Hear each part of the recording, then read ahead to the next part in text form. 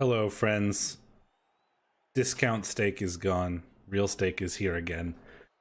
It is time for the REL 1 and 2A div review for week 6.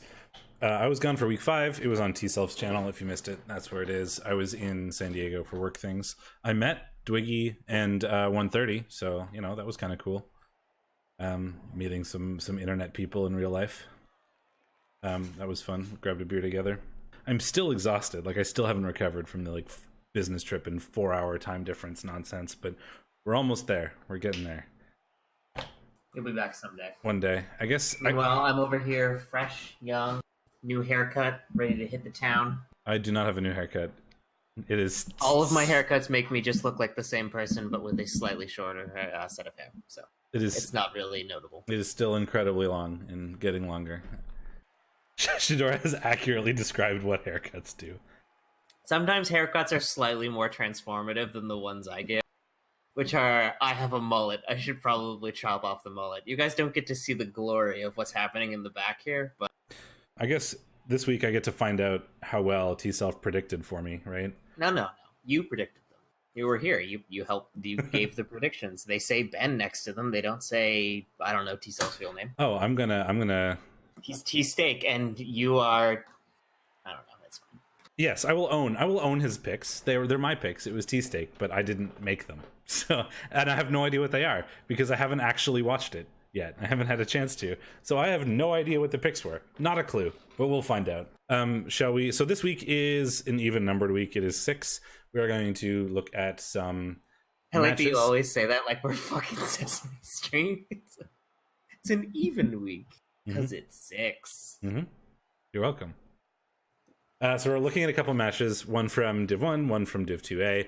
The one we wanted to look at from Div 2A is unavailable because the person keeps dodging us by playing their games like on Wednesday super early, and then they're gone by the time we get around to doing the Div reviews. Yeah, I heard some spicy shit happen in the Superfed versus Not for Science game, and I was like, we're gonna watch that. And then as we were going to boot it up, I'm like, wait, we did this exact thing last season because Superfed always plays early, and I'm like, I bet the replay is expired. And I didn't bother to harass either of them to give me the replay file, so we're gonna have to go with someone else instead. TS Elfiot. It's pretty good. All right, let's do this. The first match is going to be from Div 1, McMacky and Uber the Noober. I want to see some Khemri. I want to see some real good Khemri play. So yeah, last week you definitely being here, predicted that Khemri would win. So we felt that McMacky was gonna take this over Uber the Noober. So let's see how. I felt the Khemri were gonna win. Did I? Is that what I did? Yeah, you did. Yeah, you were like Bony Boys. Oh, excellent. 10 out of 10. Oh, your camera is a little screwy in the game. I'm gonna fix that. No. There we go. All better. Is it? Yep. Is anything better? No, nothing's ever better. In this nihilistic nightmare. Yeah, so it's gonna be McMacky and Uber the Noober. We got Necro and Khemri. Are you good to go? Yeah, bruv. 3, 2,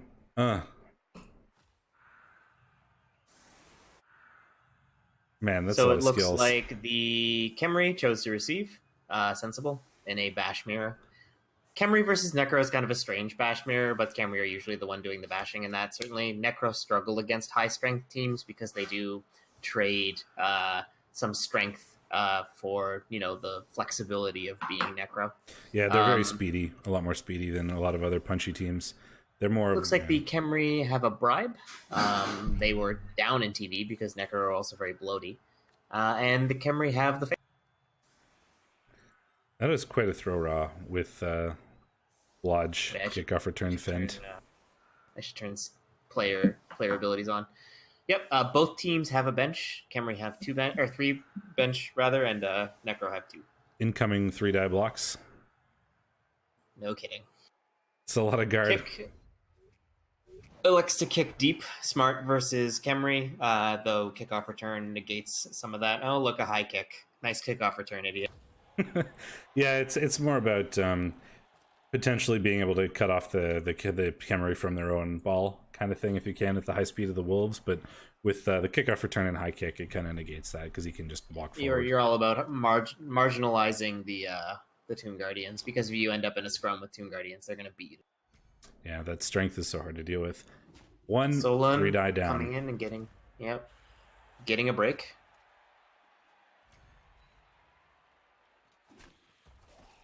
Solon. That's from a team that we reviewed before. I don't remember which one, but it's somebody who named their characters after characters in a novel series that I knew. It's the Night. Oh right, because Khemri. No, Khemri. Oh right, never mind. That was the zombie. That was the zombie. Yeah. It was. Isn't it an elf team? Isn't it? It was a dark elf team, I think. Oh, I was thinking it was My Stasis team, but I guess not. No, it's named after the Night Angel trilogy books. Ooh, 3 breaks, 1 KO, 1 Kaz, 1. You're like a second ahead, but that's probably fine. I will pause. Regen worked though, so no bench loss for the Necro, but they do lose. No broken neck for that zombie. Oh, was it a Nagi bust? Not that you really care, but yeah, it was. Sometimes you got a Zambo dodge. And there's the first 1 in 4. First of many. Before the blitz, I guess wasn't willing to put a Tomb Guardian forward to blitz. No, there's a little bit of an exposed that you'd make it pretty easy for the Al Bundy to get a good blitz if you sent people too far forward. Yeah, Uber on the other hand knows exactly what he's doing here. I think he's gonna flood the back. Yeah, we're gonna try to get around the Tomb Guardians and try to make them as irrelevant as possible. Yep, I think that means we're gonna see a blitz coming in here on this dirty play. Goes with the non-Mighty Blow Wolf. Interesting. Perhaps, gets an injury for it. That evens up the player count for the drive a little bit, only down by 1 now. Yep, and both of them succeeded in their regens, so... but Tackle does a thing, and that was... Wolfie goes down. I feel that was a poor choice. You could have gone after the guy with Tackle if you were going to dodge off afterwards. You would have had to put someone on the Mighty Blow Tomb Guardian to do that. Could you not have just gone from the top, like next to the Flesh Golem? No, because that... yes, but it would have been a Frenzy Trap. Oh, that's true. The Frenzy Trap was a thing. Yeah. Hey, Archixel. Hey, Chorf. So now he's a little exposed, and we're going to get a Mighty Blow Blitz onto a Flesh Golem with Juggernaut, so it does push him off for an excellent foul on the Blodge Tackle Wolf. Maybe was unwilling to risk the Blodge Tackle Wolf to a backfield play with so much dirty player kicking around, though he did just remove the dirty player on this side of the field, so I think we might see McMacky instead try to just kind of pin this wolf. We could do it with a throw raw. It's not throw raw foul with a bribe, yeah, right. But it is onto AV8 with regen. No dirty player, but that wolf is gonna that wolf and those 2 wolves are the biggest problems the Khemri team are gonna have. It's true. He could have taken the push on the first block and gotten himself off tackle that way. Yeah. So Khemri have picked up the ball, and we're going to see a foul, I think, come in on the wolf now from the wrestle tackle. Nope. And... just marking it up real hard. Well, marking it up with 2 tackle pieces, so there's no way to clear the tackle off of the wolf. Yeah. So it's at least a risky 3+ for the wolf to try to get away. I think it's a 3+ you throw anyway, but not to the end of your turn. Not... Okay, gonna blitz a zombie. The problem is that it's kind of ruined what his plan was, which is to try to cut off the Tomb Guardians from the rest of his team. Now he's got the Tomb Guardians in like a look at that wall, right? That's 4 strength 4 players screening off his whole team. The Tomb Guardians are super relevant right now, and the kind of plan for the Necro is to make them irrelevant, and it's kind of backfired really hard because of that fail wolf or the wolf failure. Sorry, some benevolent god has just placed a plate of bok choy, chicken nuggets, and dumplings in front of me, so. That sounds like everything I want to eat. Yeah, that's kind of like how I feel about what's in front of me right now. Just like it. It's got like a token green, and it's my favorite token green because it's got like nice flavor. Anyway, you talk. I'm gonna eat some nugs. Nice nuggies. Some chicken tendies.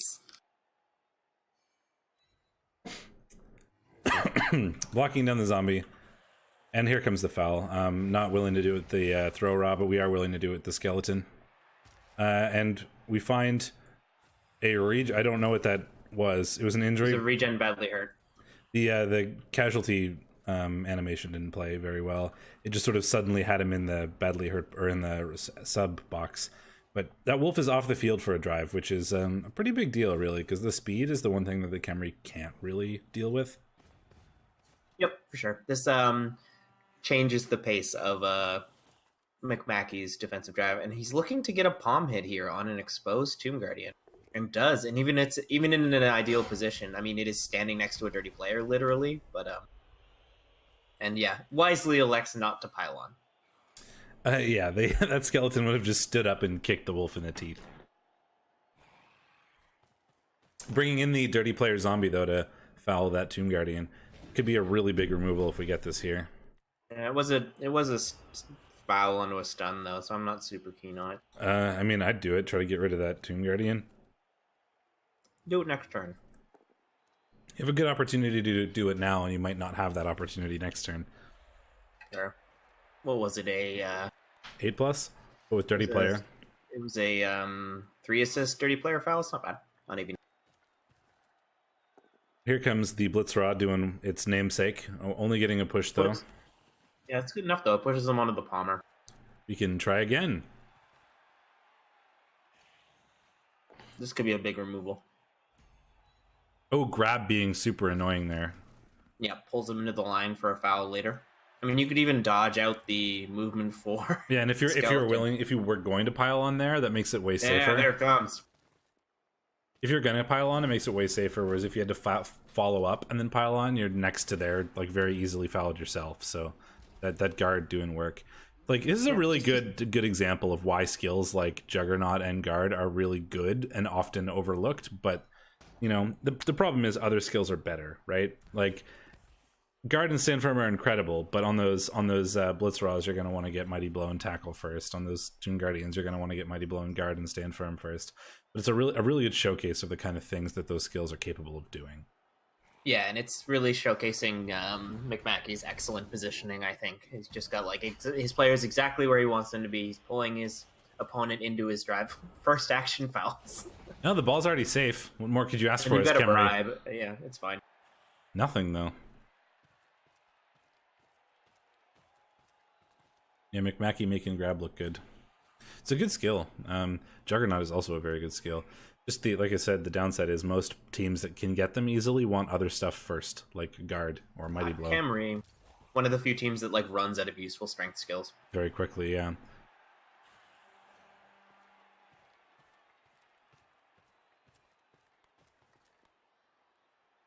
Well, you get the piling on Mighty Blow, Tackle, package, and then you're like, well, they already have block and they can't take mutations, so what else do we go with? Juggernaut, grab. Moving away to the other side of the field, but we are trying to keep our sort of Tomb Guardian core roughly together, which is pretty good.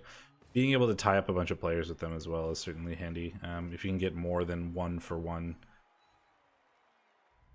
Skeleton on zombie violence proves that skeletons are the superior linos. Yeah, and KOing is the block Guard AV bust one is a big deal. Guard is huge against when you're down strength.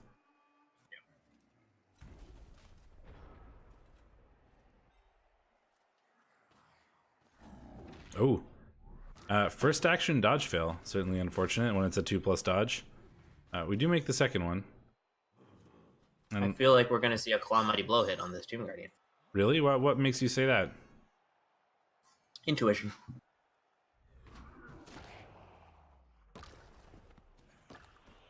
It's because of the new haircut. It's given you power. Yeah. He does get some good blocks out of this, it must be said. But yeah, he's now leaving... Yeah, the way forward is pretty exposed, but it turns out that Khemri are slow, and if they don't want to...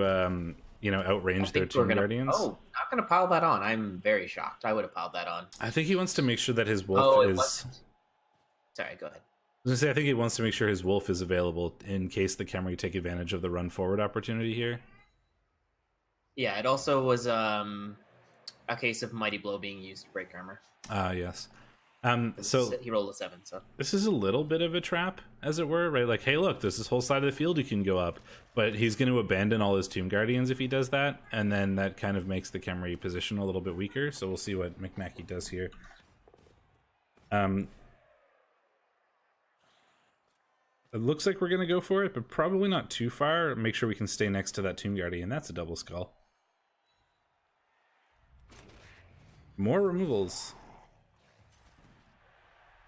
No, these zombies, they wish they had thick skull right about now, I think. If only they were skeletons. Yep, Khemri Mighty Blow Spam.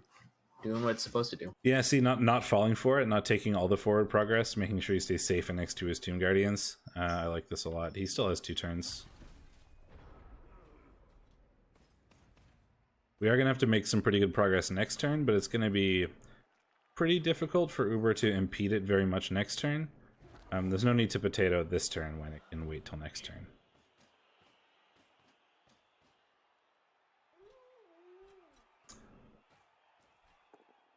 In comes the wolf. Gonna push away that throw raw. Twice. Interesting he didn't re-roll that, given that it now forced a dodge off of tackle. But I think you could have probably afforded the re-roll on that. You're doing all right. 3 turns, 2 rerolls. Probably could have, yeah. Well, I know what my turn here would be, and that is move up Tomb Guardian, blitz white with blitz raw, move other players into scoring range. Yeah, you can even get a palm hit.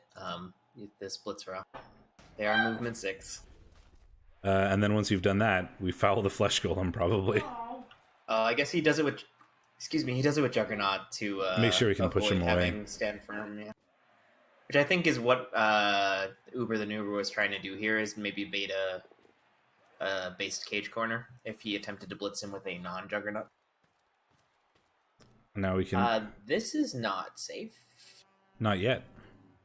I mean, I don't think he can make it safe.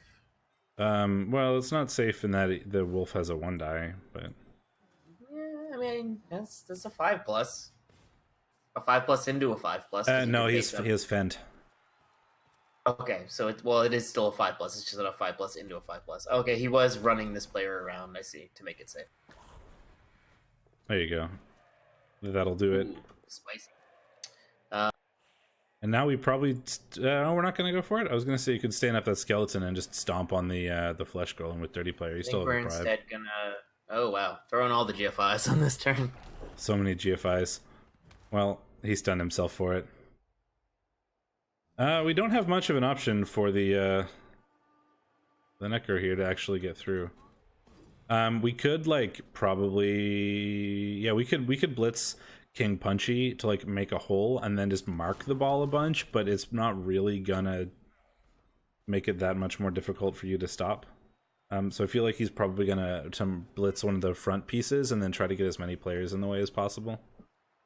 It is probably not going to help that much because I don't think you have enough players to actually stop it, but we will see. Oh, spicy. Yeah, I like this. This is pretty much as difficult as Uber could have made it, I believe. We're gonna have to. I think no matter what, we're gonna have to dodge. Stand firm doing its thing there.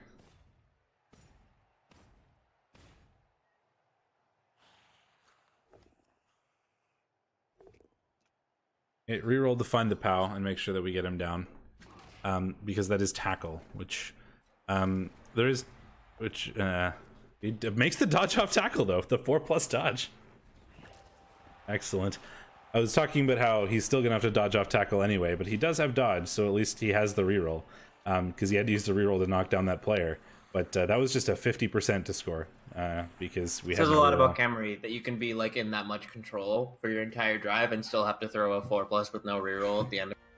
Yeah, well, it worked, and there you go. We are 1-0 Khemri. That was a 50% shot to score, which I think it was right for him to do. Certainly, that was the best thing he could have done.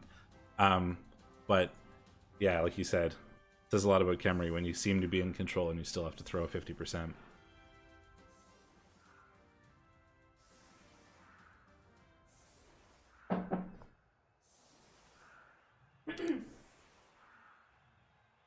Emily is painting a picture of Bulbasaur. Yeah. Off to my left.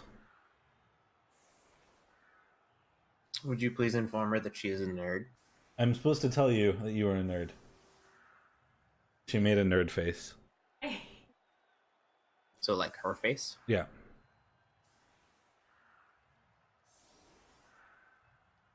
So now we have a 1-turn attempt for the Necro coming up.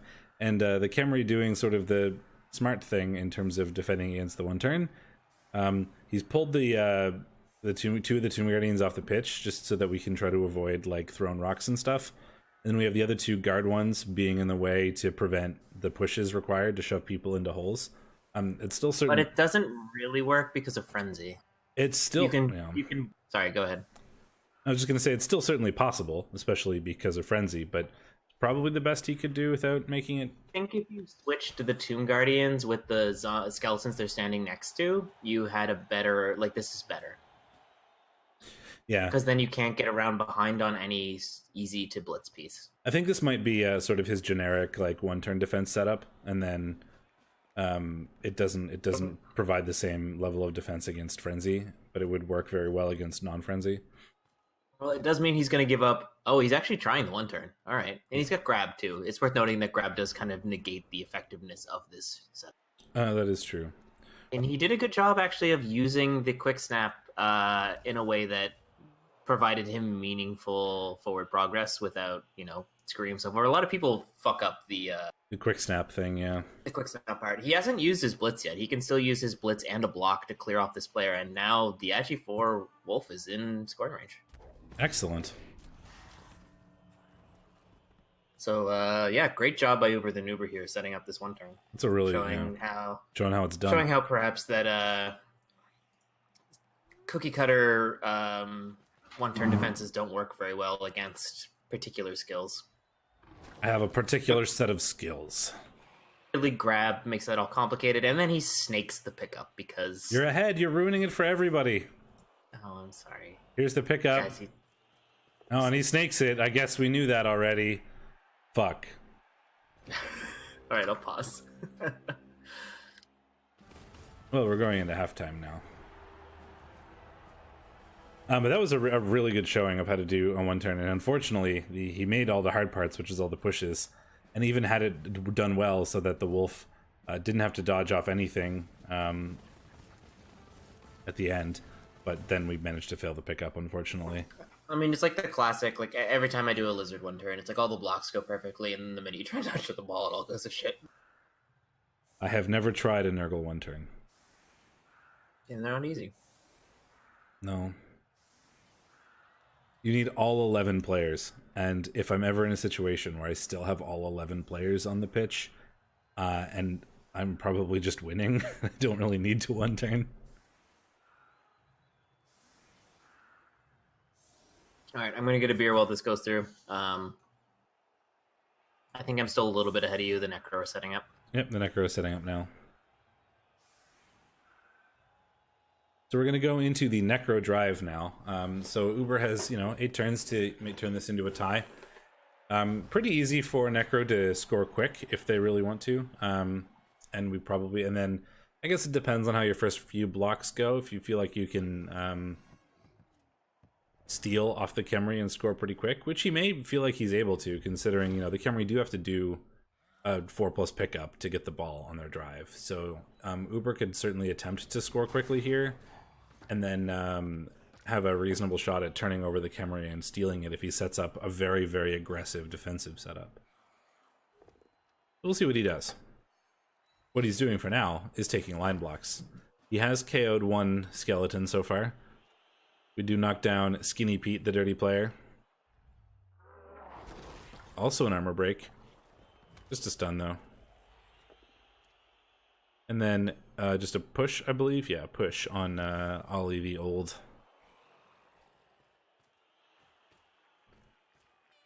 Setting up for a block on that skeleton, I assume, which seems a bit weird because it's a frenzy trap, right? If you go with the wolf. We do find the knockdown. Stun. Is he going to pile on? No, he is going to dodge away though.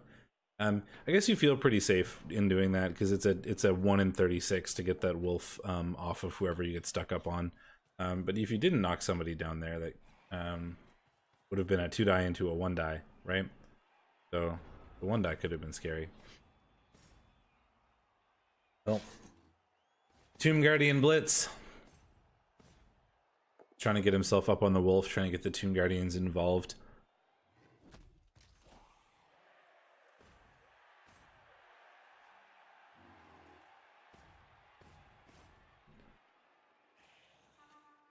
marking up the zombie with a Tomb Guardian seems a little odd to me. That is kind of giving a free... Oh, it's a block Tomb Guardian, so I guess it's probably fine. Either you're giving your opponent just like a free hit on this, but it's not really a good free hit. Or you're just saying, here you go, you can have my Tomb Guardian forever. That zombie is just going to mark stuff up. But it's a block Tomb Guardian, so he's not going to really have that hard a time getting himself away if he really wants to. So I don't think it's terrible. I have a beer. What sort of beer? It's a beer by a place called Vox Populi, and I think it's their sour IPA. I like sours. Like Vox Populi or whatever. Yeah. But French. It has to be French. But French. It is actually legally required to be French, yes. But French. They have language police here. I know. That like go around and do things like go to businesses and make sure the stickers on the microwave are in French. There we go. It took 6 dice and 5 players, but we knocked over 1 Tomb Guardian. Okay, I haven't gotten there yet, so you're a little ahead of me, but that's probably for the best. The ghoul. It does unfortunately leave this wolf on tackle. Never mind, you just dodged. All right. I am ahead. Excellent. See, there's the Tomb Guardian getting his free block because the Necro didn't do anything with it. So it turned out he does to seem matter. to hate break tackle. I think he's of the you don't need break tackle if your positioning is good enough school. Some people say the same thing about lizards. That like getting break tackle on every lizard is a crutch. I feel like you should have it on, one lizard, so you have like the emergency. I think like option. some lizards, like a break tackle guarder and a break tackle safety, are both like perfectly reasonable things to have. Ooh, 1 in 9 from a Tomb Guardian onto a dirty player. Juggernaut doing a thing. Exciting.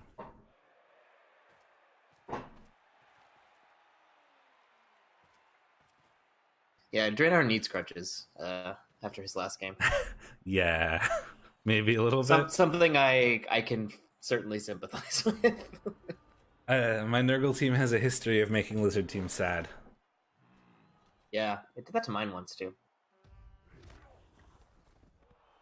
I mean, I've been brutalized by every Nurgle team I've played in the last 3 weeks. I don't know what it is. I played a rookie Nurgle team with developed humans, and I got utterly annihilated. I only killed a really developed Saurus and then like a diving tackle skink. Oh, that's a skull. That's a skull with a POW on it as well, which turns out that's fine because the Tomb Guardian doesn't have block.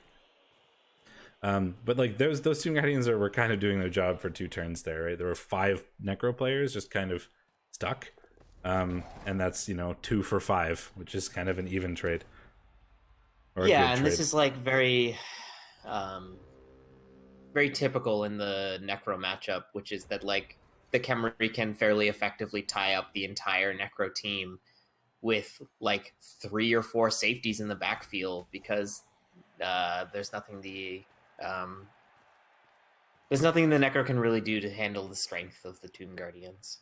We do see a failed GFI from the zombie, leaving things a little bit exposed in the ball. Not really, because Khemri, it's not the safest ball I've ever seen. I'll let him catch up a bit. What? Oh, something just happened? No, I just let you catch up a bit because you were talking about a GFI that happened like 10 seconds ago on my screen, so I figured I should probably even it up so that it made some sort of sense. Fair enough. I paused it right before I went to go get beer for a little bit, so... Yeah. Not finding a Mighty Blow hit on the Agi 4, a little frustrating. Well, Tomb Guardian's just pushing these whites around. Mighty push. And, breaking armor on the zombies, but now that they want to get unstuck. This is actually an opportunity for the Necro. There's only 1 Tomb Guardian on the right-hand side of the field here. The wolves are kind of out of position, but like they're wolves, they can reposition fairly easily. The flesh golems can tie up a good amount of players here, especially if he commits the wolf instead. So now he's got a flesh golem and his best wolf free to perhaps even hit. Oh no, he's recommitting to the left-hand side. All right, never mind. What do I know? Nothing. I was thinking he could make some progress here, maybe even blitz. this Tomb Guardian down, but I guess it was too much commitment for him, so he's I was thinking about going that back too. to where all the Tomb Guardians are. I was thinking about that too, but the problem is you would only have like one wolf and a ghoul really on that side, and there would have been a throw raw and two Blitzraws that are kind of scary in like very easy range of whatever he did. So if he tried to go forward, his ball was probably just getting sacked. And This bribe that the Khemri picked up has really scared Uber. He has not piled on, I think, a single hit all game. not yet. Even though both dirty players are either off the field or lying on the ground. There have been a lot of skulls. Yeah, one dies have not been fortuitous. Oh, there's an injury. Well, that's the second dub skull for the Khemri. Looks like it's a regen, though. No animation. Yep, but it's off the field for now, which is certainly handy for the Khemri. That's a big deal. The Agi up white is one of the fastest and certainly one of the most agile pieces that Uber the Noober has. Incoming Blitzraw doing his blitzy action. Just on a dirty player. That's another skull. Like another double skull. 2 dub skulls in 1 turn. So the game I suffered 11 Kaz. We had to restart it because the servers were wonky. And in the game I had started to play against him, I first action quad skulls with my killer, leaving him like just sitting on the Nurgle line. It was really fun. Excellent. Yeah, so I was like, oh, I feel bad because I have to reset the game now. So we did like everything we could to kind of like get back to that point. And he killed someone on the yellow house block, and I was like, all right, I think we're even now. And then like proceeded to suffer 11 casts. Oh dear. Across the game. I was like, I want to go back. No. Okay, please pile on this. He did. It did nothing though. Whatever. He still did it. He piled on the best Tomb Guardian. That's all it took. Elects to throw his guard onto this Blitzraw. I guess it's the Blitzraw, so it's not. Actually, these Khemri pieces are kind of fucked. Now we get to punch a bunch of stuff though as the Khemri. Yeah. Do you no assist foul the wolf with dirty player? Yeah, you still have a bribe. That's true. You definitely do that. There's no world in which you don't. It's dirty player. You might as well. Worst case, best case, it removes him. Worst case, you have to burn your bribe. But there's you 3 might be able turns to left. get an It's assist fine. if you blitz the flesh golem, but that would require you successfully blitzing a flesh golem. And, well, you could blitz him with the. He's going for it. He sees an assist. I'm gonna say you could do it with the Juggernaut guy, but you wouldn't actually be able to push him in a better spot, so it doesn't make a difference. He rather intelligently was like, I would like to win the game, so instead I'm going to keep this guy as a safety. Oh, Mighty Blow getting a break on Lurch. That's a. Like I said, there are a lot of blocks coming in from Khemri this turn, and they were certainly able to make that happen. Yeah, the Necro based up really aggressively, so I am not surprised. And did well on their blocks. It must be said it was a good turn for the Khemri, rather. Yep, this is a +1 No assist foul? It's 1 assist now because Oh, of the blocks, yeah, that he managed to get the Tomb Guardian free. Was a 9 into a 5, so it didn't matter. Nope. We accomplished nothing with that. Well, we stunned him, I guess. Which is Stunning good. the star player wolf is great. What do you do if you're the Necro here? We still haven't had to use the bribe. Your first action was base your ball. And now he's gonna dodge the wolf off to come blitz this Blitzraw and then just like be here. And it's not super safe. Here we go. Not a double skull, thankfully. Ooh. AO on Wrecking Ball Ron, that's a big deal. It is a big deal. The best Blitzraw out. And it, leaves you a bit more safe than you would have been without him being gone. Well, this throw rock can get a 1 die, I think. 1, 2, 3, 4. You would have to get some anti-assist on zombie. You could 1 die from the back corner if you're willing to roll 2 double or 2 GFIs. Some chain push shit's happening right now. Not anymore. Couldn't he have chain pushed that zombie on? He could have chain pushed a skeleton onto the ball instead elected to chain push a Tomb Guardian onto the cage corner, I guess, thinking he's going to get his Tomb Guardian just onto the ball. Yeah, I think he's just trying to make it difficult to move forward rather than trying to sack it now. That's a stun.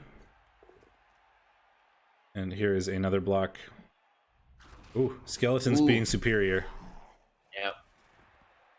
Ooh, and that's an MNG on a garter. Spoopy Sperry Spellingtons.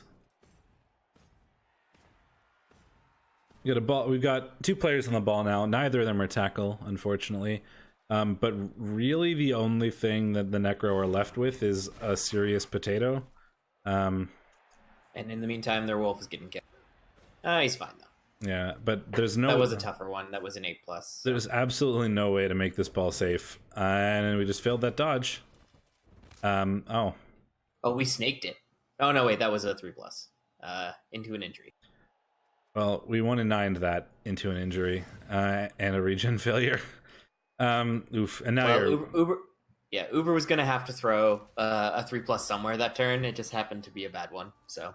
Well, his only real option for going forward at all was to dodge that ghoul out and then run potato forward. But it's a movement 6 ghoul, so it wasn't really a great option. He's not really in a good spot. He could have actually scored on the wolf, but he would have had to like find a way to chain push it free or something.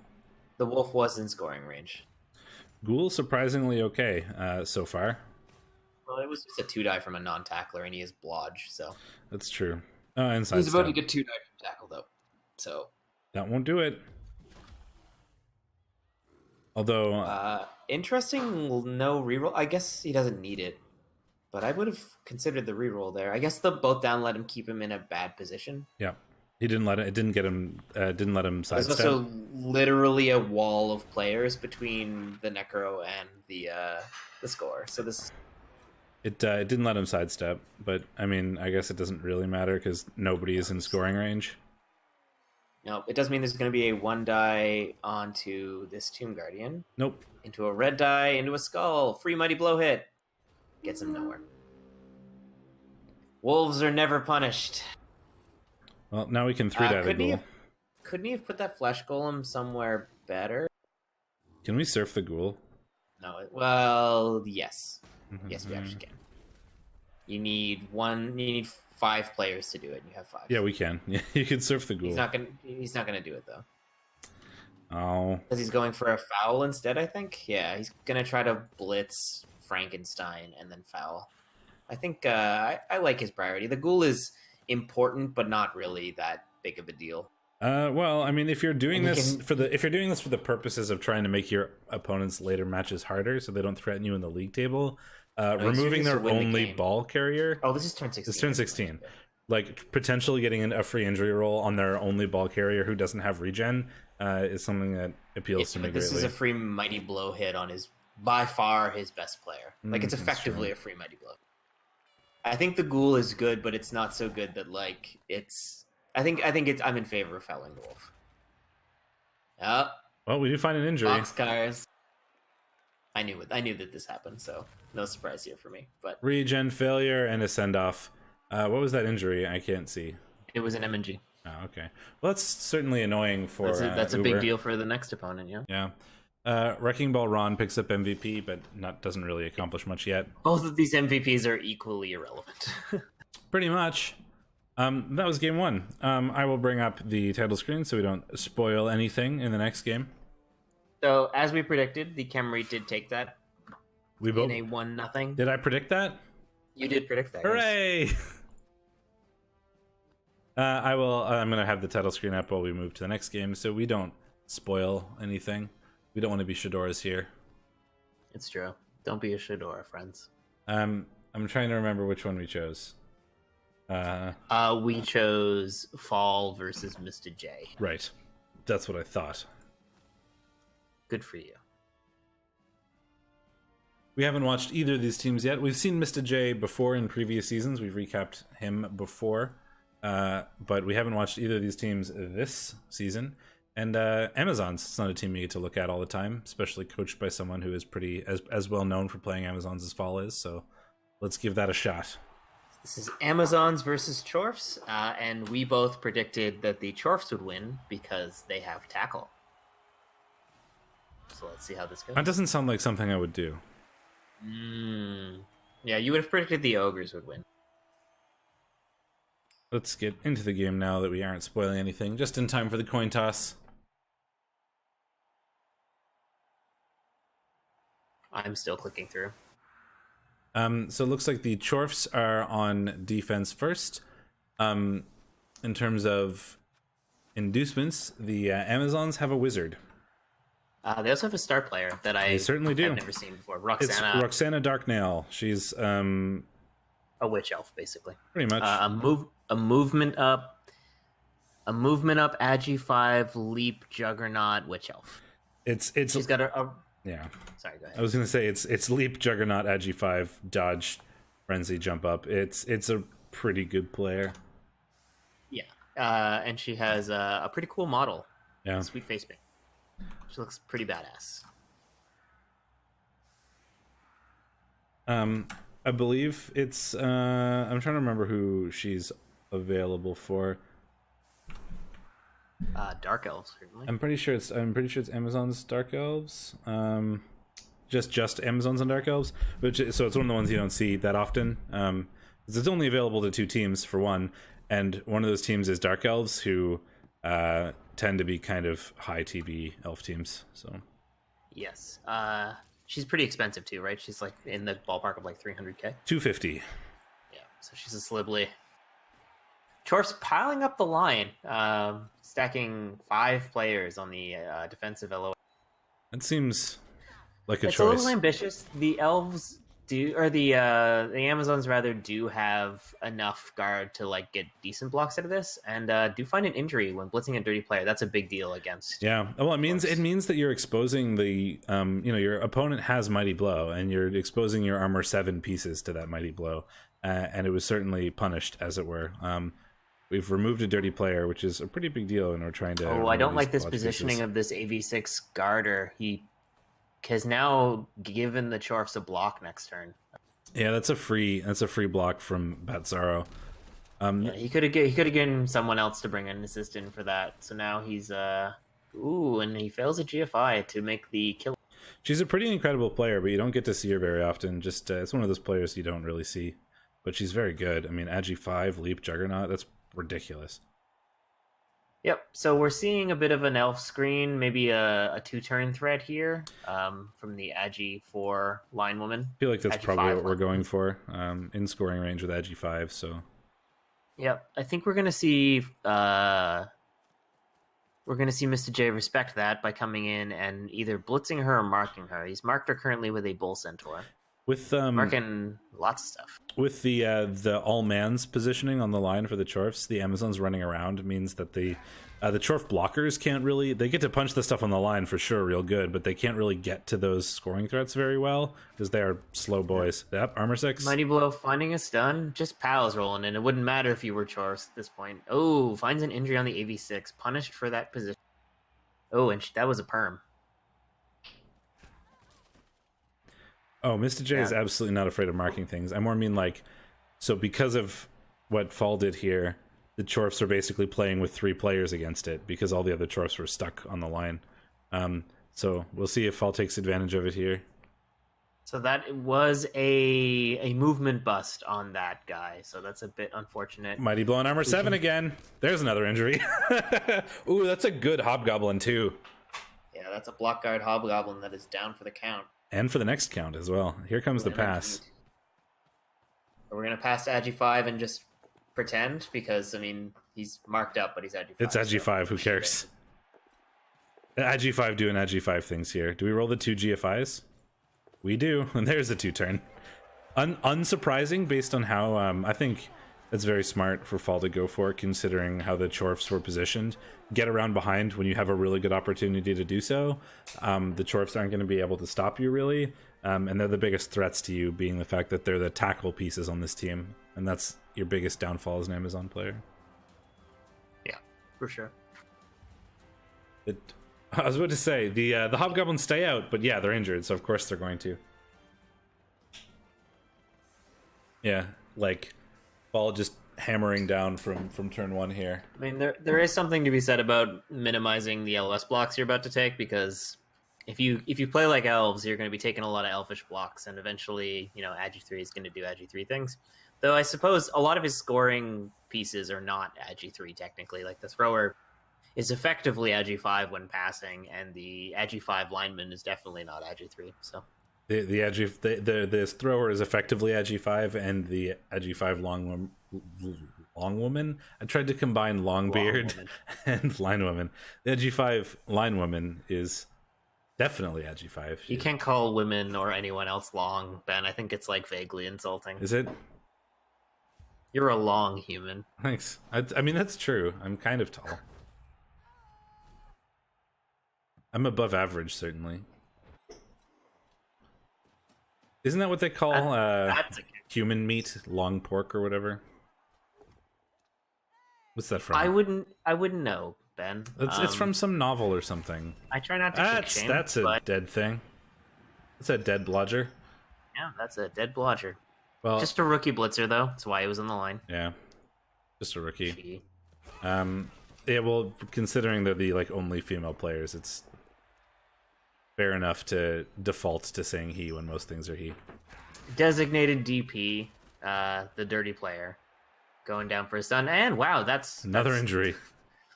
Three breaks, 2 removals. Oh, are we gonna go 4 for 4? Yep. This one's not an injury yet. It might be. Well, you've just stunned the designated DP, so no real punishment for following up. Gets a KO on Lycopus the Huntress. Four blocks, 4 armor 4 blocks, 4 armor breaks, 3 removals. It must be said, the Chorfs are going real hard on this mid ground. If they don't support the ball more, okay, that helps a bit. But still, there is a blitz onto this bull. I think the biggest problem that Chorfs are going to have is that they literally have 1 hobgoblin. That's actually a problem. You don't have ablative players really anymore. You don't have anybody who's Agi 3. It's yeah. I mean, well, you have that bull is going to make up for it a lot, being Agi 3 in sure hands certainly, but that's I'm not surprised that we're seeing the Amazons going in hard, and they're going to try to cut off, I think, the Chorfs from the rest of their team and make their way into the backfield. Standform doing a thing, though, and tying up 2 very important players right now. Draenor saying looks familiar. Yeah, maybe. Might have been my fault. Yeah, and this, it's happening again. The Chorfs are now cut off from their own team, and the Chorfs are playing with 3 players versus the Amazons. I mean, sort of, because they can just run up. They did get the ball onto the Bull Centaur last turn, and they can just kind of mark these Amazons up, so they're not really Scott getting away. Are they going to mark up the Agi 5 strip ball? Because it's Agi 5, and marking it won't really do anything, and it's Agi 5 strip ball. It's not going to do a lot against the sure hands. That's true. Agi up Bull Centaur. Well, the Agi doesn't matter, but it's the Shut up, the Agi is beautiful. The sure hands matters. But wrestle tackle, the tackle doesn't matter either, but the wrestle does. Strength 3 is a bit of a barrier. Well, we have the guard, right? So there's a guard that is a 1 in 9 away from marking up the ball and then getting a 1 die with wrestle. Not really. It was a serious butt shot. It was. And here it is. Yeah, we throw the guard in there as expected, and then we're probably going to just go for this with the wrestle piece. Sure do. Gets a 1 die. Rerolls. 1 die is not good, but the wrestle is. There we go. Well, do we... So now we have no reroll for recovery, and it has landed in a tackle zone, and you failed the first touch. Yep. Amazons. Amazons. Yeah, well, the blodge is certainly a thing. It's very good. Easy blodge access is incredible, but sometimes Agi 3 is Agi 3. You just can't be as reliable as elves can be sometimes. But with so much blodge, they can be very annoying to knock over, is really the benefit. Problem is Chorfs. Yeah, the bull has sure hands. Oof. Fall is dying. He certainly is. Well, yeah, there's 4 injuries and 1 KO so far, so that's the thing. We still have We're on turn 4. Yeah, well, to be fair, we still have the 3 most important players on the team. There's a lot of POWs coming in, though. 4 most important players. Agi 7 holding up there, at least. We've got the ball. I was just gonna say we've got the guard blitzer still, we've got the agi Amazon still, we've got the thrower still, and we have the star player still. That's a lightning bolt. Zap. Yeah, it's a sensible one. He can get the ball pretty safe here. Yeah. Well, not really. No, He's gonna have the problem. We're gonna agi 5 pass it to Roxana. Oh yeah, let's do it. Nope. Oh, that's a 3+. It failed to reroll. There we go. Tense shit. 2+ catch. Let's go. Got it.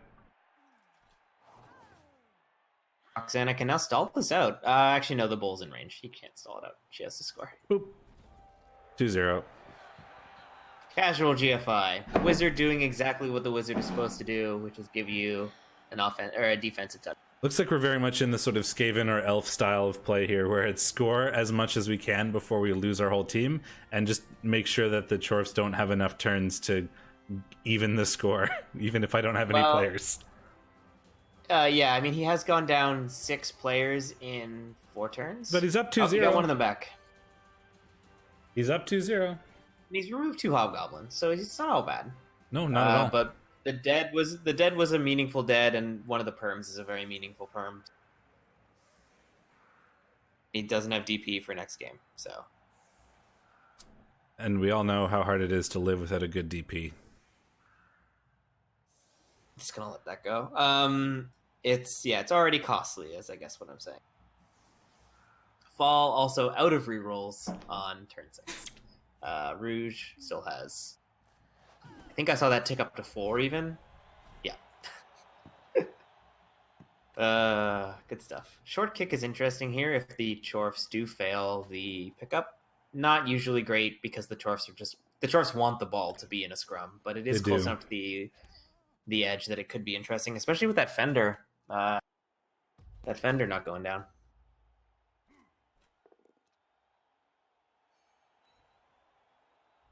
Another armor break. Another removal. Another butt shot. Sarah the Second. She's all right. Yeah, you know, she's all right. Hey, tackle did a thing. Don't really have strong feelings about Sarah the Second, but she's all right. Pork Shorts. Ben, you've been KO'd. Have I? Yeah, Pork Shorts just got KO'd. That's you. Oh, no. Oh, that is me, but I'm sad I got KO'd. Another butt shot and another KO'd woman.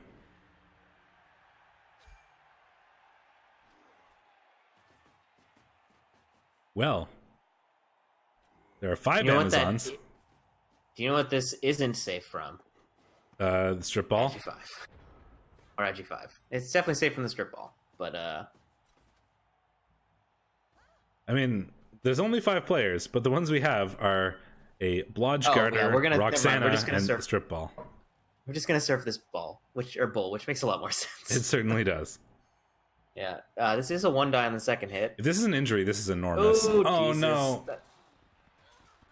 Oof. Roxana, no. Okay. Couldn't manage the 2+ this turn. You made it last turn, though, so I guess we can forgive you. But if we surf that bull and that resulted in an injury, that is massive, because that leaves 1 player capable of doing anything with the ball on the Chorf team. Ooh, that was spicy. Rerolled the first block because it was a frenzy trap. Doesn't get the knockdown on the second one, and then has to... I think he could... I mean, he very easily could have made that not a frenzy trap, and I think is going to be punished for it here. Not if he keeps removing all the Amazons. You say that. He's still got to score in... Well, 3 turns is not hard, I suppose. Not on a bull, and not when your opponent has nobody in the way.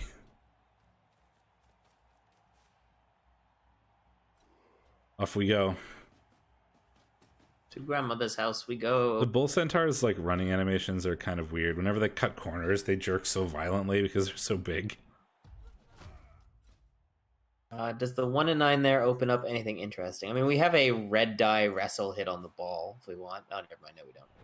I mean, we still do, actually, but we're wisely just gonna run away, I think. And get a punch on that hobgoblin. Free hobgoblin hit. I mean, armor 7. And it's the last armor 7 piece, so. And it's also like 1 of 2 people on the team that can actually do anything agi based. Wow, that blitz was so fast the turn 7 hasn't gone off my screen yet. Yeah, because he spotted a surf, I was going to say, but then didn't take the surf.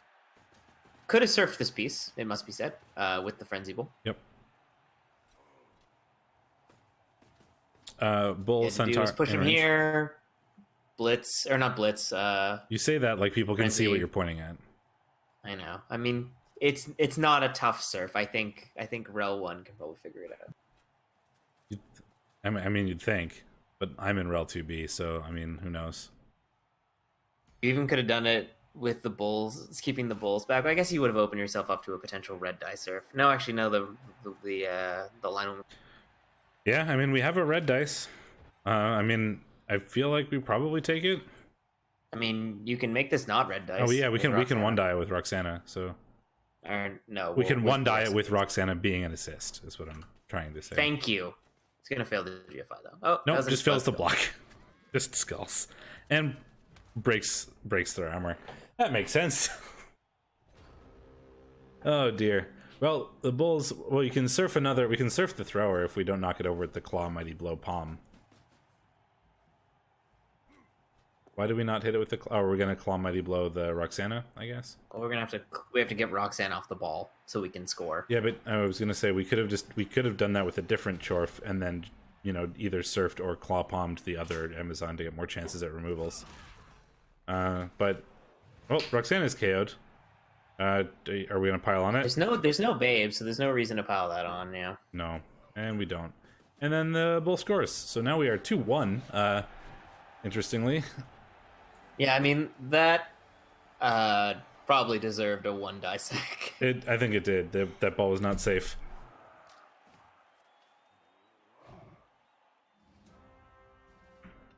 Well, we'll see if the Amazons can prevent the Chorfs from tying it.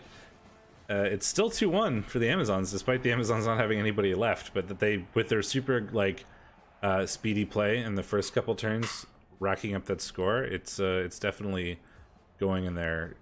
The game is going in their favor, even if the removals are not. Get 3 back, which is something. Including Roxana. That is a big one. Roxana is an incredible player. But we have 6 players. Non-ideal, but as long as you at this point, as long as you make the Chorfs take a couple turns to do this, you're pretty much going to get a tie at worst. The Chorfs will have a pretty hard time stealing from you and scoring in 4 turns. Both teams getting an extra reroll, so maybe Fall won't immediately run out of them.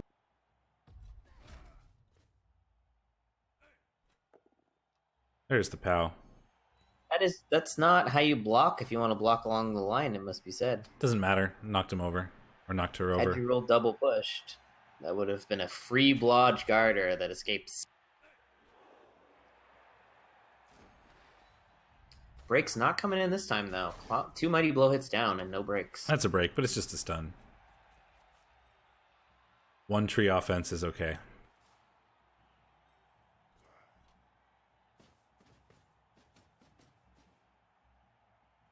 Could be running around. No, this is fine, I guess. Getting tackle on all the pieces that are going to try to dodge. Pickups have been going remarkably well. I guess it's Agi 3 sure hands. It's Agi 3 sure hands. It's pretty likely. Yeah, you should technically need 9 to have an expected failure, but of course you did. Superfed, not only is he an advocate for the very fast game times, he's an advocate for getting games done very fast on the meta level as well, instead of just in the in-game level. I want 1-minute turns, and everybody should have a 1-day time limit to get their games done. Let's go. I haven't seen it populate yet. I didn't watch who you were playing though, so I can't even make a dash prediction. Oh, you're in. You haven't started. Oh, we might be able to predict before you finish though. I guess you can't be cursed if you don't hear it. I don't know how that works. I don't know. I mean, I don't know how the magic of curses works. I tried to curse you in the admin chat. Did you? Last week, and it didn't work, yeah. Not you. I tried to curse Super. Oh. Although it did work, because he didn't win. No, he meant... So... He said, I'm in for my joke about the, 1-minute turns, and you have 1 day to play your game thing. Oh, I see, yes. That's a failed GFI, but we're going to use one of those extra rerolls to make sure we get this block. Yeah, why not? I mean, at this point, well, it's armor 6, and you're the mighty blow. Like, yeah, that's fair. This is a very well. Never mind. You rolled a 4. Well, we'll block one Chorf. We'll push him away, and then we'll run away. Like I said, since the Amazons are up 2-1, all they really need to do is try to like make it slightly slow for the Chorfs here. If they can make it take 1 or 2 extra turns for them to score. At worst, you're getting a tie, and at best, you're going to be able to 2-turn yourself and make it a win. So, despite not having any players, I think Fall is still in a fine position here. You're pretty much, at worst, getting a tie. There's the Superfed game. It was Dwarfs versus Kislev. What do you think? What do you think there? Who do you think would have won? In Dwarfs versus Kislev? Yeah. Which dwarves? Have you already seen the result? Reverts Cogs of War. I have seen the result because it's in the REL chat.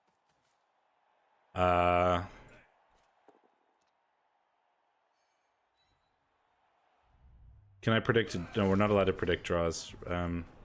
Dwarves? I mean, I think that's the way that breaks down like on racial lines. But no, the Superfed did beat these dwarves. Okay. Somewhat predictably.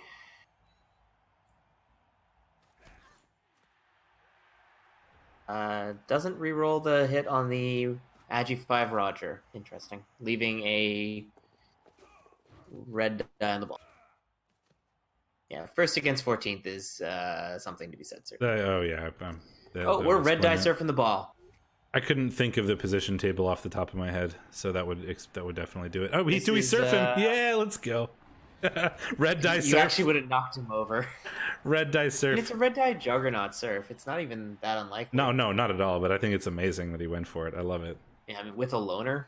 And it's worth saying that the Chorfs now only have one player who's even like capable of doing things with the ball, and it's a Wrestle Hobgoblin. So I love that. That's such ballsy play and such amazing results coming from it. Yeah, I mean, and there's no reason that should have been an option. Now, yeah, the catcher is home free. There is no one even remotely close to her. Nope, this is going to be a several turn stall. Yeah, depends on how much you are attached to your players. We're gonna revenge Surf Roxana. We're gonna fail. I mean, she just wow. I mean, Roxana just made her value right there. She that literally just won you the game. And yeah, but he could have just hit her, but he elected to reroll it. I think out of spite. Spite surf. So what happened, Caloric, is that MistahJ made a tactical error by placing the ball within 2 squares, 1 square of the end zone, and then Roxana dodged in, leaped in, red die surfed. Yeah, and Agi 5 leap juggernaut surfed the ball carrier, and the ball went into a position where the Amazons could get it. Yeah, sure feet on bulls is a thing that will make you sad sometimes. Yeah, well, I think it's because we're watching our replay. Like, sometimes when you replay stuff, visual things go screwy because there's no time in between plays. It's just constant action. Well, the Chorfs are just basically going to try to punch as many Amazons as possible and be like, please score, please score. I'm going to kill you if you don't score. Because that's their only hope. They have no way of getting to the ball. So it's more about the, I will kill all of your players if you don't score plan. You can send the bull back as a bit of a safety. And ordering pizza is never a tactical error. As long as it's good pizza. I mean, even if it's bad pizza, honestly, like there's a place for bad pizza. Oh, so we can 2-die the... Okay. I was like, there's no point in marking up Agi 5. No, he just wants to hit it. He just wants to hit it. Stall. End turn. Oh, failed the dodge. Rerolls? Well, we have like a million rerolls, so... Oh, but we 1 in 36. Well, at least you're not getting surfed. And she's alright. Well, 2 players are going to get mighty blowed. Yep. He's okay with this, though. I think very likely a win for him at this point. Oh, he's going to win. So there you go.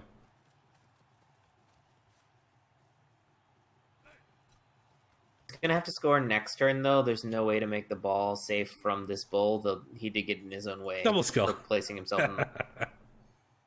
Yeah, well, probably should have moved the bull first. The bull was 0 dice. Probably, yes. But it doesn't matter. Even if you score next turn, it's 3-1, and even if you don't have any players on the field, I don't think the Chorfs can score twice in 2 turns. Or 3 times in 2 turns. The Chorfs can't score twice in 3 turns, so... I mean, they could with, like, a lot of dice and a blitz. Or not a blitz, a riot. A block. Sure feet. Boop. 3-1 for the Fallen Wonders.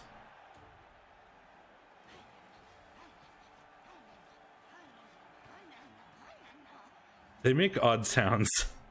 They do. They go ooh la la. The touchdown was like it was very weird. While her very strange model like clipped into itself. Yeah. They were like, we need to make these women as curvy as possible. It's important. These are how bodies work. These are how body works. Well, I mean, it's, being from Clan Thick, it's very important that everything is as thick as possible. Yeah, that's fair. Representation and all that. Look at these bull centaurs. That's a thick boy right there. Oh, he just teleported away from me. I'm looking at the thick boy. Don't do that. Don't sexualize the bull centaur. I'll sexualize whatever I want. That's a blitz. Not a very relevant one, it must be said. Nope. You have 2 players that can move, and they can't reach anything useful.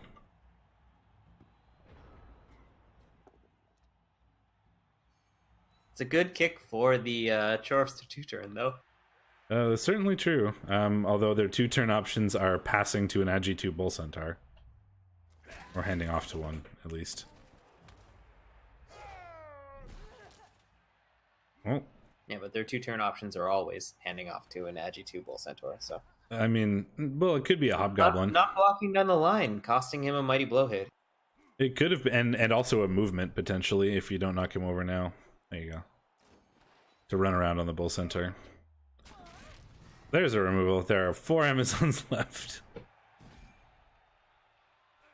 I think 1 tree offense has been KO'd at least twice now. Right. Possibly 3 times. Not picking up the ball? Okay. I mean, he's having the Agi piece as his receiver, I guess, rather than... I guess you have 2 chance at... Is this even in scoring range? 1, 2, 3, 4, 5, 6. This isn't in scoring range. 1, 2, 3, 4, 5, 6, 7, 8, 9. No, that was a really weird choice. I don't know why that Bull Centaur was moved like that. And now you're offering a surf again. I don't understand. I have no... I'm sorry, MistahJ, but that turn was wrong. I don't want to be like mean or anything, but there is a lot of things you could have done to make that not this way. Woo is my favorite. Yeah, that's just... that's a yikes from me. Not punished because of a 1 in 9. Gets a what a beautiful view with the camera in the way there. Yeah, bold is a way of putting that, I guess. Yeah, that was a thing. Knuffle favors the bold, so if you literally hand your opponent a surf, they will 1 in 9 trying to get it. Yeah, that's just math. Quick maths. So the Amazons won, defying our predictions.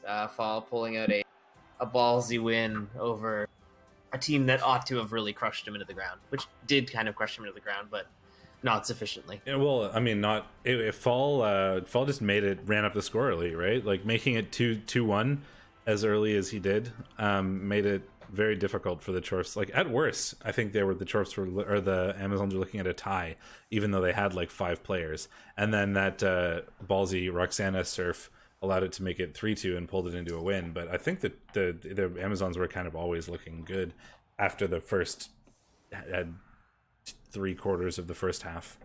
Yeah, though it must be said the Chorfs gave a lot of those opportunities to the Amazon. I think I think the biggest thing that could have been done is the defensive setup on turn 1 for the Chorfs. Honestly, like allowing the Amazons to have that easy of a 2-turn initially, I think was kind of a problem. I mean, I think the Chorfs weren't that upset about the 2-turn there. I think the biggest mistakes were allowing your ball to be surfed and placing your ball in such a vulnerable position to the lightning bolt.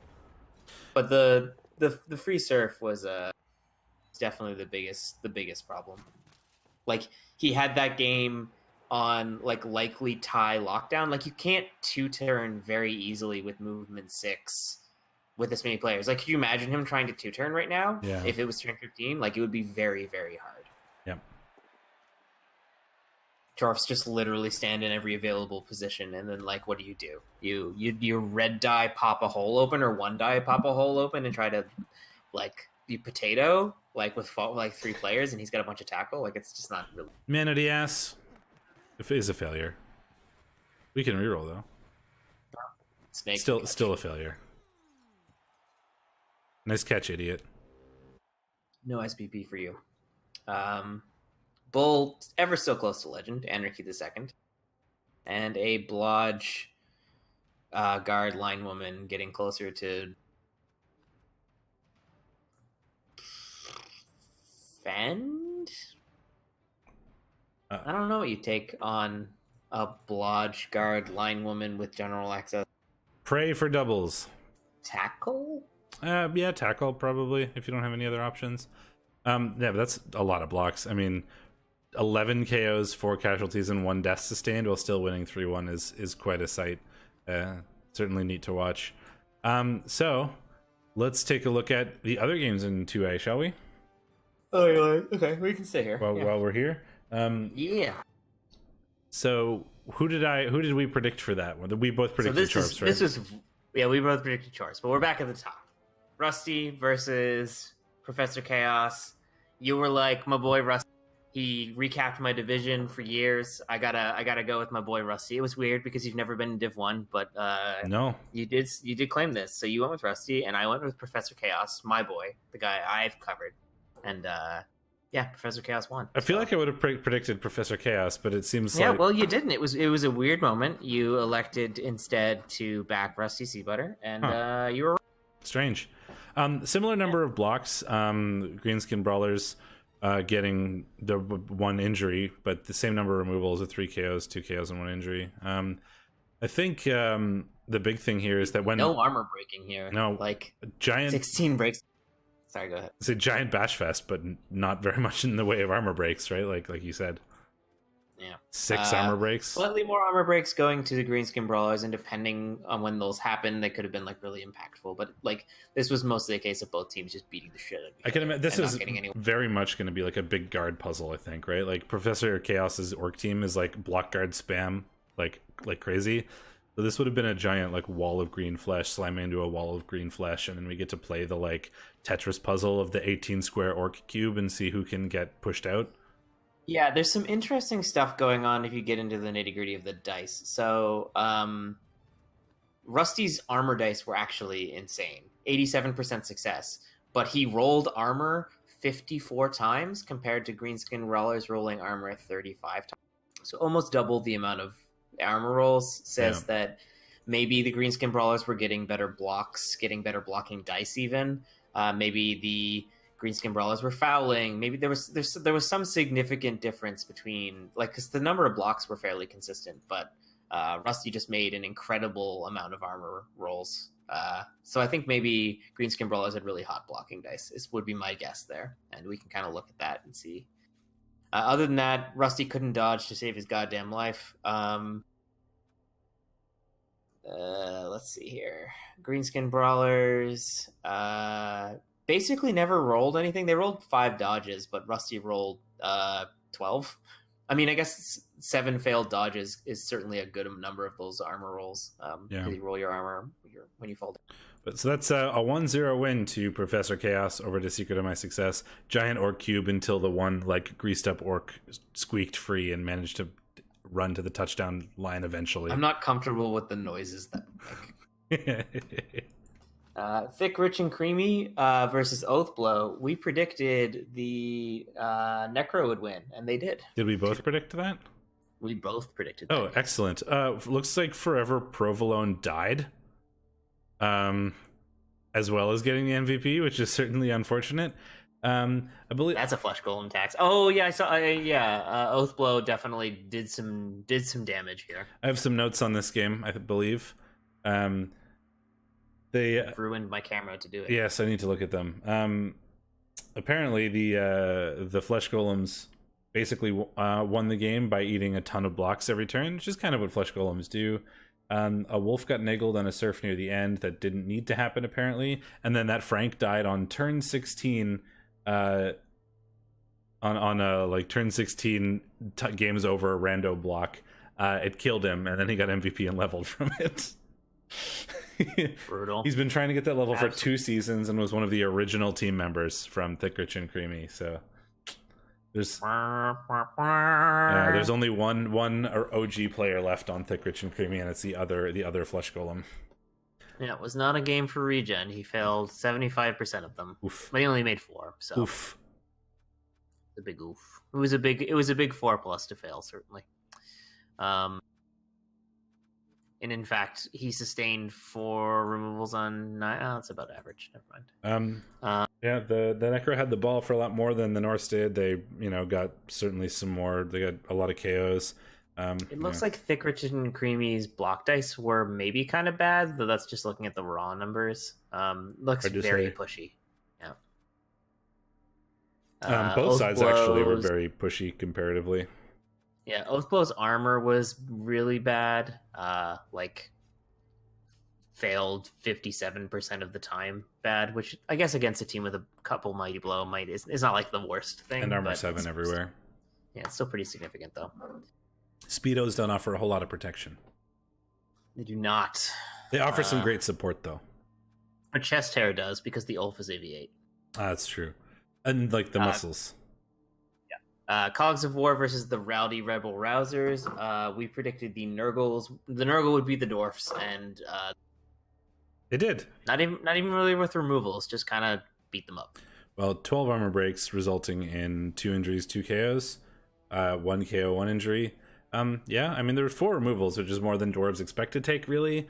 But you know how you've played dwarves, you know what it's like. If you go down in players, there's sometimes no backup plan, and it can be really hard to sort of accomplish anything when you are just down dwarves. And it looks like that's what happened. Nurgle are really hard for Chorfs because they've got a lot of strength. They're almost as bad as lizards, and they've got a lot of skills that make mass blocking annoying. Like once the Nurgle have the basic skills to keep up, they're really tough. Yeah, for dwarves to deal with. The only thing the dwarves can generally have going on for them is it's a lot easier for them to have a boatload more guard than the Nurgle do. But the strength makes up for that certainly a little bit. So and this dwarf team does not have a boatload of guard. No, not yet. And that's like the Nurgle had the ball for 93% of the game, so that's like they were pretty dominant, it seems. The foul appearance rolls failing more often than they should is a lovely thing to have as the Nurgle player. Not so much if you're the Chorf or the dwarf, sorry. And then the game we wanted to cover, Foeth versus Reality Kings. We would have predicted probably that RK would win. But they did not. 3-3. Elves pulling some last minute bullshit to prevent a somewhat greedy 4-2 victory for RK. And by somewhat greedy, I think it was like a pretty safe 4-2, but then the Elves literally threw a 2% play and tied it up. So. I know that feeling. Not a lot of injuries. I guess the RK got a bit of damage done. 2 KOs, 3 injuries on the Elves. Kind of a very elfy, high-scoring game. Well, considering it's a high elf team that has a ridiculous There were nine successful passes between the two teams. And Reality Kings, who we've seen before, are all about that fast scoring. It's very not a surprise that this went this way. Elves literally succeeding every single dodge. 100% dodge rate. Excellent. Yep. That's not... Their armor was pretty sturdy. 14 and making all 14 is pretty bonkers. Well, I mean, the 100% is crazy to see, but like you'd expect to, on average, you'd fail 2 there. Not like being 2 dice out of variance is not exactly the most crazy thing in the universe. Yeah, I have a stats degree. But it's fun seeing the 100%. Like, that is cool. And, you know, you don't, that's not what's average, certainly. Apparently it could have been 5-5 if not for snakes with the ball multiple times. 5-5. Good lord. Well, yep, I mean, and, the Kislev team that 2 turns pretty reliably versus the High Elf team that has a natural 1-turner. Yeah, that doesn't surprise me. It's also worth noting he made 100% of dodges against a team with at least 4 diving tackles. That is very true. Diving tackle is a thing, so that makes that a little less likely. Superfed made 1 leap. 1 leap. Every single player has leap. 1 leap. He doesn't. Like, you don't really, like, he often plays his Kislev in I have leap if you don't. It's like a wizard, right? Like, the threat of a wizard is a pretty serious tool. The threat of being I'm just pretty memeing. serious. It's a metal meme. It's like, why have piling on if you don't use it? Oh, you know, why have agify? Yeah, you know, why have leap if you don't? Because leap is a dice roll that you very often don't have to make. So rolling it when you don't need it is a waste of time. It's a waste of time. This dice roll is a waste of my time. Well, when it's superfed and he wants to play every game in 15 seconds, it certainly is a waste of his time. Having to roll extra dice is more precious animations that reduces his Blood Bowl speed run time. Yeah, there's a boss skip that he's been working on where you glitch through the wall, you know. Yeah. You don't have to see the touchdown animation. It saves 18 frames. Oh man! I watched someone speed run the new From Software game, the Sekiro whatever, and I was watching it. I'm like, oh, this is all like pretty cool. It's a pretty above board like speed run. You know, they like do some cool stuff, or they kind of like jump over a boss, and they just basically run through all the enemies, because a lot of the enemies you can just run past without them doing anything, and they get to a point where he just like glitches through a wall and starts literally swimming through the entire level. Like you get to the point where the game thinks you're in the water, and then until you break a water surface, it thinks you're in water forever, so you swim out the side of a cliff and you're swimming through the air until you interact with the game in a way that it realizes your state is not swimming. I love speedruns that do weird nonsense like that. Like, there are so many screwy things, like messing with like memory slots so that like the game thinks you have items you don't, and all that kind of stuff. It's so fun. Oh yeah, like old Super Nintendo speedruns, because they like, or even had, like, really... Ocarina of Time does that. Like, it's like you do weird stuff with beetles. Oh, the N64 was so like notorious for just having like the jankiest programming ever. Like especially with games like Donkey Kong 64, where you could just like straight up swim through walls with very little finesse. There's a lot of, it's like the sort of 3D game, 3D engine was pretty new for the time, so a lot of the times like walls wouldn't meet very correctly in like a solid way, where there was like, you know, 1 or 2 pixels that you could technically get through in wall corners and stuff, is a pretty common thing in the N64 games, because like sort of how new the 3D engines were and people weren't used to programming stuff in them. And then there's a lot of things in Donkey Kong, like you said, where the sort of world is one giant world, and it's often just like blocked off by invisible walls and stuff. So if you can like get outside the level, you can just walk to other levels without having to like go through loading screens and stuff, because they're just there. You just walk to them, and then they don't load enemies and all that kind of nonsense. Anyway, it's fun. After that weird tangent we got onto, because we like to joke around about memes, we have Bugmire, Fenbeasts, and the Rats Against Teen Stars. What did I predict for this? You predicted that the Rats were going to win. We both did, actually. I'm not very good this week. We did say that if any lizard team was like fairly well set up to beat the shit out of a rat team, it was one with 4 Saurus. The best thing ever, though, happened, which we won't spoil until we get to the teams. We're not really going to go through the teams, but we're going to go through Fogmire's team. Okay. Yes. I'll see. But Razzlestorm did lose,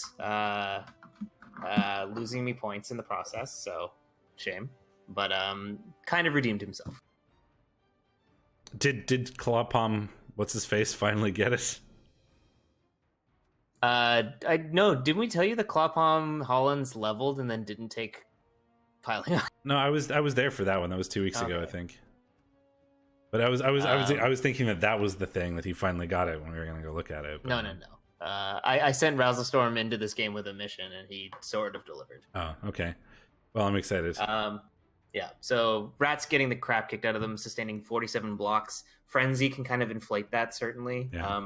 But a lot of the Rat team is Agi 3 and can't escape from Lizards, and this Lizard team has a lot more Mighty Blow than most Lizard teams. So, yeah, not an easy one for the Rats to pull out, and they did basically get pitch cleared. Yeah, well, if you don't have any Rats, it turns out it's kind of hard to win. Yep. Not a lot to say about that. There was a lightning bolt for the Rats, but they were not able to use that and turn it into a win. They did fail armor a lot, it must be said. They didn't do great on dodges. Kind of just looks like maybe some really important stuff did not go their way. Their block dice were pretty bad. Oof. Yeah. Big oof. Bagoof. And then Badoof.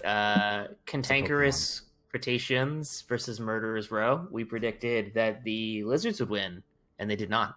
We're not crushing it at the end of this. Yeah, I mean, whoever did my job for me did it pretty poorly, I think. You did it. No, it didn't. Yeah, I did. You did. I didn't do very good. Your split personalities. Yeah, it just looks like the Necro straight up murdered the Lizard. 17 breaks to 6. Similar number of blocks. So it looks like the Lizards just kind of popped. Maybe one of those games where AV9 is not AV9. And let's see. 7 casualties sustained. Their armor was pretty garbage. And it looks like they just got...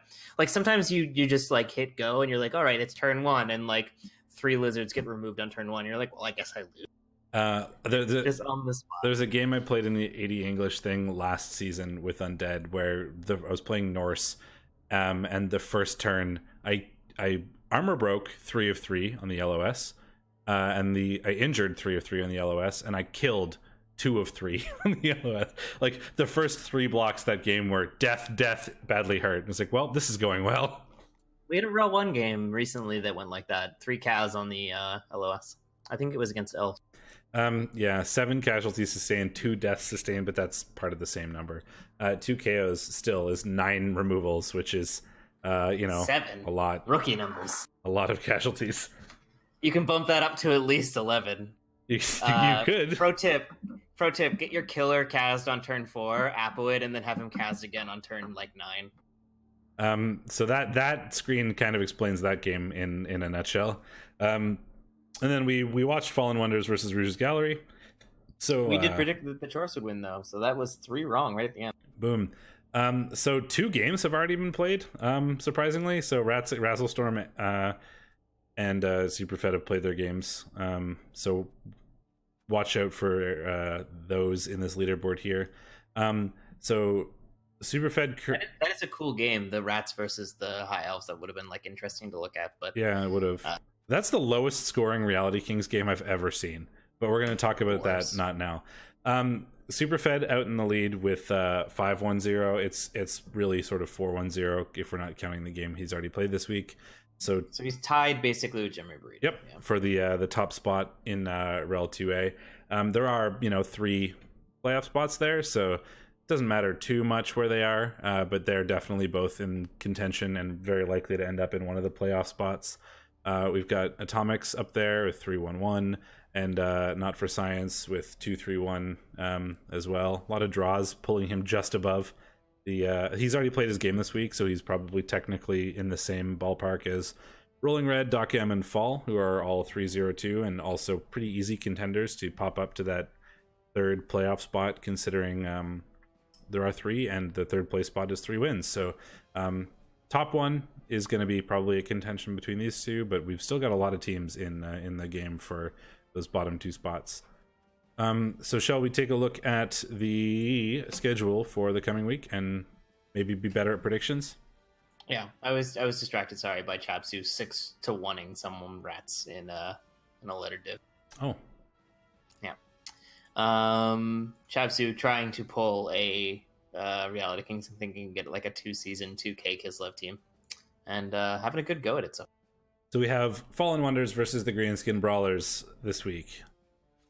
So the Professor Chaos is 1870 orcs with 3 tackle versus the Amazons we just saw, who are higher than 1290, I would assume. 1, 2, 3, 4, 5, 6, 7, 8. Not much higher than 1290.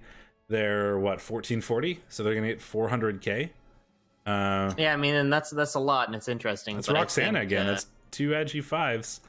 Or is the Agi 5 injured for this game? That could be something, but I still gotta go with Professor Chaos on this. Like, orcs are pretty good at fighting Zons.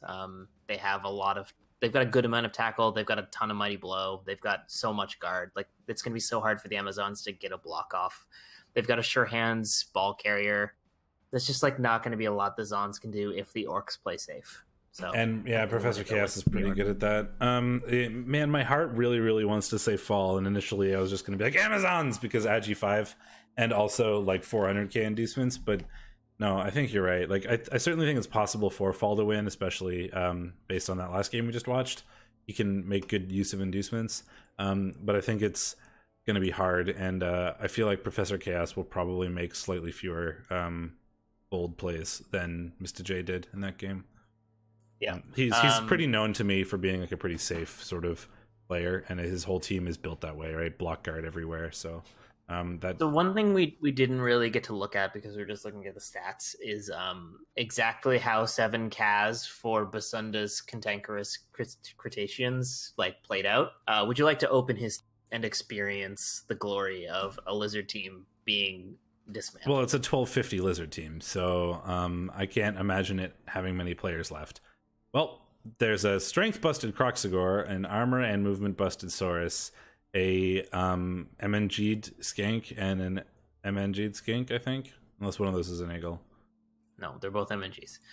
So yeah, the Gorosaurus has eaten a movement bust to go with his armor bust. I think he's toast. The Kroxigor is 100% toast. Yeah, that's really unfortunate. I mean, like, it's the team is not broken, but I mean, he's now going to have 3 rookie Saurus and a rookie Kroxigor, but he has no money to replace any of those things. So no, I think he will. I assume he got a couple other rookie Saurus in there, like, and spent his money on as many rookie Saurus as he could. Yeah, that's probably what happened here. So the damage was probably worse than this. Yep. Right. 2 dead Saurus as well. Yeah, I think that's what we're looking at here. So he is playing against Rouge's Gallery. Normally I think your skinks could pull out some bullshit, but you're gonna die. 1, 2, 3, 4, 5, 6, 7. So you're gonna have 4 loner skinks on top of this, right? So that's another 200 or 240, right? Yeah. Sorry, Basunda, you had a really good lizard team. I'm upset that it is dying so far. 1490. So I mean, you'll get Slibbly for sure. So you'll have at least your complement of 1, 2, 3, 4, 5. You'll have at least your complement of 6 Saurus and no Kroxigor. Yeah, and only one of your bullshit skinks. Yeah, that's gonna be like, it's gonna be a really hard game. But after this game is over, if you don't take too much damage from this one, you'll have your 2 nonsense skinks back, and then if you can get yourself a Kroxigor relatively soon, you're not in the worst position. Certainly, this next game is going to be super rough though, and you need to survive it. It's going to be another beatdown, I think, and if you can survive it, you're probably in reasonable shape for the rest of the season. But yeah, you're going to be rebuilding, but it's not the worst. Then we have the Docam Murderers Row versus the Fogmire Fen Beast. So this is the Necro team that just finished dismantling a lizard team, facing a lizard team that has taken an injury. Do you see what the injury is, Ben? Is it an armor bust on the armor 10 Saurus? Do you see it? It's an armor bust on the armor 10 Saurus. Nice. Oh, man. Idiot. Excellent. I'm sorry, it's not personal. It's just it's for the memes, guys. I just love stat increases that immediately get like stat decreased. It just feels so fun. Oh. Yeah, it's a 200k blodge guard, mighty blow, movement busted Saurus. It's still actually probably worth keeping. I mean, weirdly enough, it's still pretty good. Blodge guard mighty blow is a pretty good Saurus, even if he's. Oh, and he rolled Agi on a skink, so he's finally got like an actually good skink. Even if he's like 30k overcosted, like the Saurus are annoying enough to level, especially getting a blodge guard one. That is probably worth holding on to anyway. But I mean, we did just see Murderer's Row absolutely dismantle a lizard team. So I feel like based on that, I wanna give it to them because they have the experience to continue, right? There's blood in the water. Yeah, they've just had to pick up a new flesh golem. It looks like one died, not in their match against Basunda, but the match before. They're down a good pillar, but they're gonna have like a good amount of guard to go up against the lizards. They're gonna have, obviously the kill piece in a palm werewolf and dirty player guys floating around. I think I'm gonna give this to the Necro. And they've also got a dirty player sneaky get zombie. So what could possibly go wrong? Yeah, Meanie Todd. Rats Against Teen Stars and Felwith's Coda Doll, Not for Science, and Razzlestorm have played, so we won't look at that until next week. Reality Kings and Cogs of War have played, so we won't look at that until next week. And we have the Rowdy Rebel Rousers and Thick, Rich, and Creamy. Look at Jimmy Burrito. It's a shame this isn't a replay week. This is like second place or person that's tied for first place playing the third place team. So this is a big game. This is going to be very, very relevant in the week moving forward, I guess, or the weeks moving. It certainly is. Thick, Rich, and Creamy wants to win this to keep up with the Reality Kings, and Atomics, if they win it, they move up into second place. So that's a pretty important match, standings Nurgle wise. is traditionally kind of tough for Necro. They aggressively outstrength. They aggressively outstrength Necro, which can be something they struggle with if they can get tied down, and the Beast is really good at if it can get on a wolf at like holding it down, though Jimmy Burrito's wolves are a little grosser. Yeah, the flesh golems aren't too much of a problem for Nurgle to deal with, really. They're not really as much of a roadblock as they are against other teams. The biggest thing that Necro have against Nurgle is just the speed. And he's going to be down one of his wolves because Paris Stilton Jr. is gone, and he is down a flesh golem because of the turn 16. He does have a new one, but it's a rookie flesh golem. There's the big thing that Necro have over Nurgle, at least in my experience is playing Nurgle, is speed. If they can utilize their like movement 8 nonsense to just get out of your range with stuff, yeah, sure, the zombies are going to take a beating, but who cares? That's what they're for, and then they can just score, and there's not much the Nurgle can really do about it. The wolf being down or out is a big deal for that game plan, but there is a plus movement white and a plus movement ghoul that can kind of increase that game plan a little bit. So I don't know, that could be interesting, but this is quite a Nurgle team if I recall correctly. That's a lot of tentacles, which doesn't matter that much, but it certainly won't be useless against the ghouls and stuff. Let's see. It's a good amount of Claw Mighty Blow, though it's 2 Claw Mighty Blow, though it is on slower pieces. He doesn't have a mobile killer. He doesn't have any mobile tackle, and that is going to be incredibly relevant against this very fast, very dodge heavy. At least there's like important dodge pieces on Jimmy Burrito's team. I think Jimmy Burrito. Oh no, his wolf doesn't actually have dodge. So the only one with dodge is the ghoul and the white. I know who I'm picking. Who are you picking? Nurgle. You think the Nurgle have it? I do. I think Jimmy's got it. I don't know if he's gonna get it scot-free, but I think Jimmy's wins this most of the time. I know that Jimmy will play for, like, he will play. He won't care about his players dying. He will play for a win. I think the ghoul or the werewolf being down puts the game at an easy swing away from being like super unfavored. Like, he's probably favored, to be honest, in terms of like just straight up looking at the players. But if that ghoul or that werewolf go down, like in any way, shape, or form, it can swing real hard, real fast. So it's like one bad block away from just instantly switching to the Nurgle favor. So I think that it could go that way pretty easily. All right, so I predict Necro, you predict Nurgle. Yep. That's a spicy split on a very important match. So that seems like good entertainment. Also that reason. Yeah. Oathblow versus The Secret of My Success, Rusty Sea Butter. versus Crown Jelly. Two people we know quite well. Crown Jelly is getting a team back up to 1550, though he has sustained a couple more injuries. His DP tackle is out, and maybe new. His Hail Mary pass thrower has Agi now to make those Hail Mary passes still a 2+. Yeah, whatever. I don't even see Black Francis when I look at this team. No, I love Black Francis. He's just like he's a meme machine. It's so fun. I love fun. The Berserker has picked up dodge to go with his Agi, so he's just making his like a build your own. I guess he just needs a movement up. Getting there. Yeah. It's a better team than it has been in past weeks. He's been like getting back on the Mighty Blow train. He's been like developing pieces. He's got an Ulf Oneer now. He still needs another one because I think it keeps dying. But yeah, it's looking sort of reasonable for some values of reasonable. And Rusty Seabutter escaped his orc off with relatively little damage. I think no damage, in fact.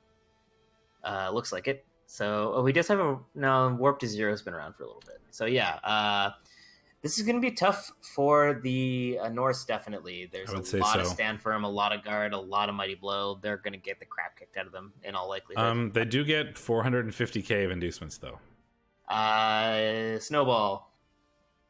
The Yeti? Snowball. The Strength 6, no wild animal Yeti. Is that all he has? I mean, it's Claw, which is certainly actually a thing.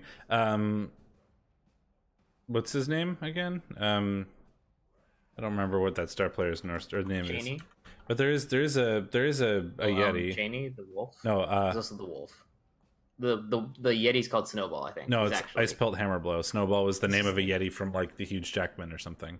It's Snowball. His name is Snowball. I mean, he's a Strength 6, no wild animal Yeti, basically. Yeah, I mean, I think Cheney is probably the better bet there, but yeah. Probably, because you can get Cheney and other stuff. Yeah, he's not that expensive. He is a lot less of a liability because at least he even has wrestle. So Cheney's what, 240, and then you still have another, 200 and something to play with. So you can grab a wizard or like an extra Apo or some babes or something. Whereas if you took like Ice Pelt, he's like 330 and kind of use most of your cash there. I don't know. I think the inducements could certainly make a difference. But I feel like there's a lot of Mighty Blow and there's a lot of guard on that orc team, which is going to make it kind of difficult for Crown Jelly. Yeah, I believe in Rusty for this one. I think he's got it. Yeah, I think this is probably orc favored, certainly, but there's there's definitely interesting things that could come out of the inducements that might flip it a little bit, but we'll have to see how that goes. So shall we go look at Div 1? Yeah. And we have nobody's played yet this week, so haha. Div 1 is really well behaved, I have to say. Well done, Div 1. You're better than all your 2A inferiors. There are lower than you in the pyramid standing, after all. Fear and Bloating versus the Battle Brothers. So we got some Nurgle and some Rets. Who did I predict? I guess it doesn't matter because they tied, but who did I predict? I want to know who I predicted. I predicted the Bretts and you predicted the Nurgle. That seems like something I would do. Yeah. I backed my boy Caloric and you were like, fuck him, I hate that guy. He doesn't know how to put his shoes on. And that's not an insult I normally use. Yeah, I know, but T-Steak got a little edgy. He was pushing the boundaries in the name of good entertainment. I see. 85 blocks succeeded is ludicrous in like a non-overtime game. That's absolutely insane. That's like the total number of blocks in a game made by the Nurgle. That's absolutely insane. It did result in 5 KOs and 3 casualties and a death sustained by the Battle Brothers. But that's insane. That's such a big number of blocks. Yep. Good lord. I don't have much else to say there. The Battle Brothers, just, like, they got hit a lot, and their armor failed a lot. So I think it was like stuns, Nurgle follow up, Battle Brothers stand up, stuns. Like there was a lot of probably that going on. Yeah. There are 51 pushes rolled by the Nurgle. I mean, that's like not really that unexpected considering how many blocks they made, but it's just such a big number. It's weird to see. Yep. Yeah. Battle Brothers got a lot of stumbles. Like, they got the same number of stumbles as pushes, which is unexpected. But and then we have Archangel's Will what a versus game. ArchXL in an elf off.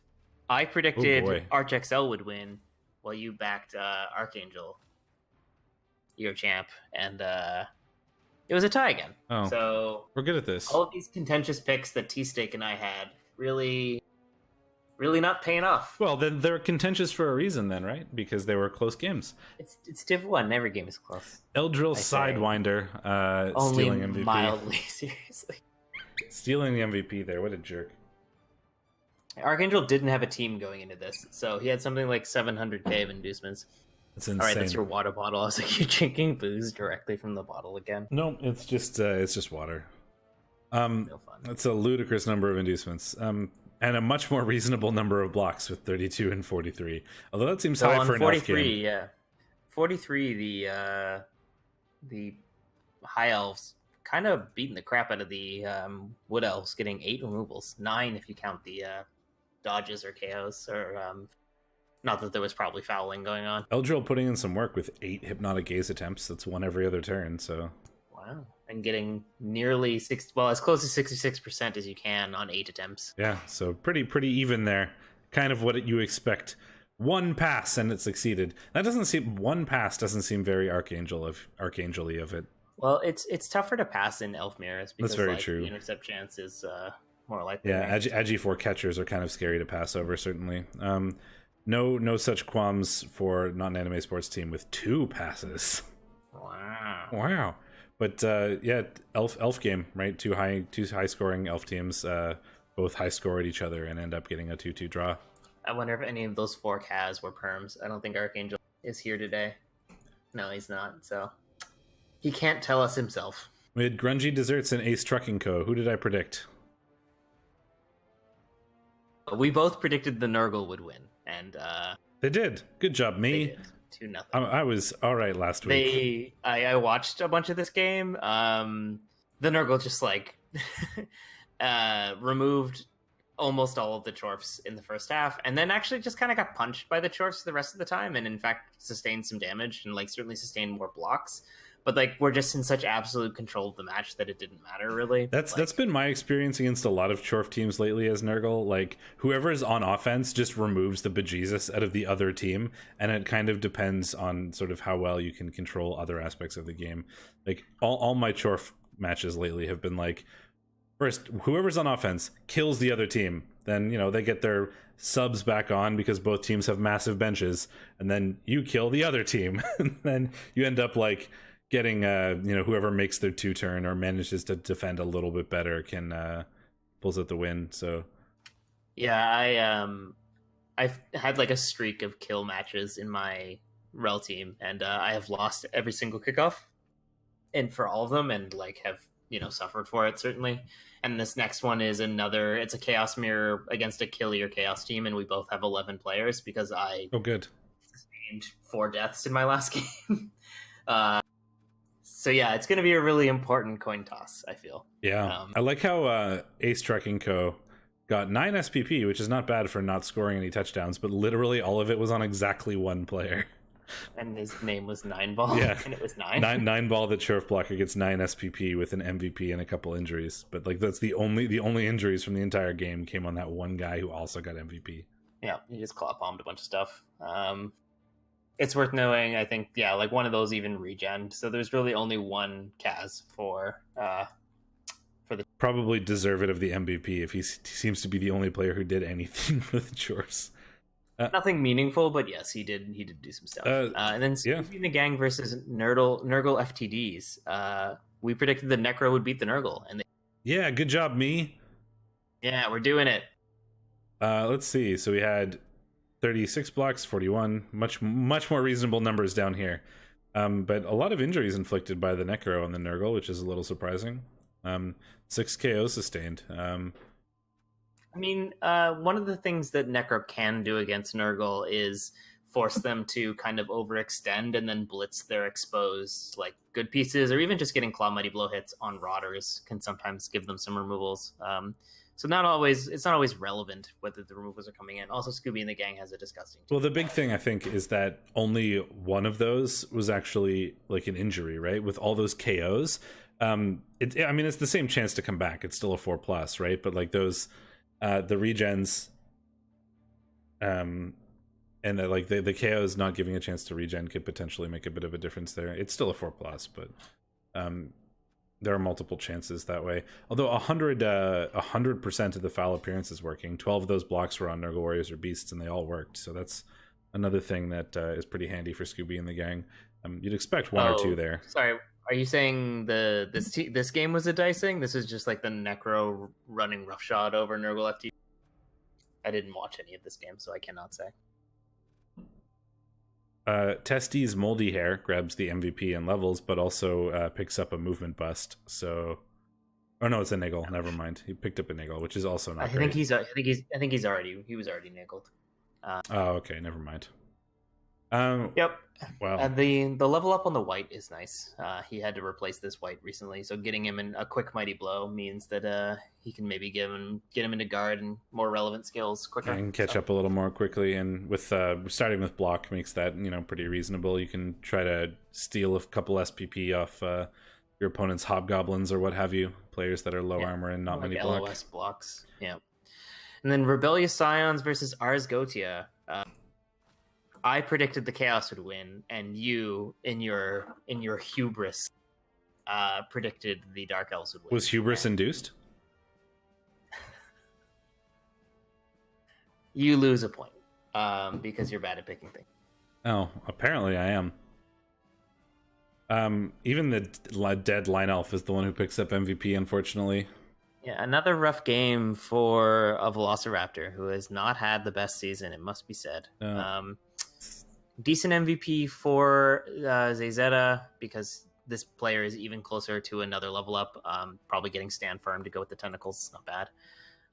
Yeah, just looks like the Dark Elves couldn't get a lot done. They got pretty removed, not like Yeah, 4 they got casualties, four Kaz and 4 KOs. One of those being serious, one of those being a death is a thing, certainly. And they rolled like garbage on their KO roll, so just out most of the game. Yeah, 4 failures. They had to make 14 tentacle rolls. 14 against Chaos. Well, 14. That must be a lot of tentacles lying around on Zeta's team. Zeta's picked up a couple of extra ones even. He's a big hentai fan, I guess.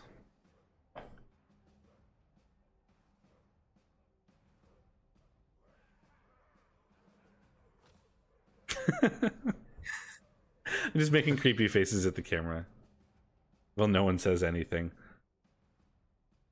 Yeah, it was a good silence. So yeah, tough game for the Scions. Taking a ton of damage, at least enough to lose them the game. Khemri do it, we watched, versus the High Fivers. We predicted the Khemri, as we said, so points there for us. And then finally, the last game, we predicted the Pro Elves would beat the Nurgle, and they got a tie. T-Stake, you disappointed yourself by tying instead of winning. So no points for us. 26 armor breaks for the Grody Greens. Did I predict? Yeah.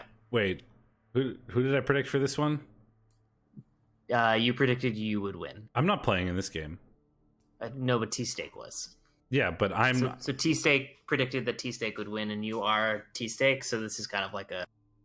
I don't know. Like, I don't know if you can, like, assign both the picks and the game to me. I think you kind of have to pick one or the other. I think I can do whatever the fuck I want.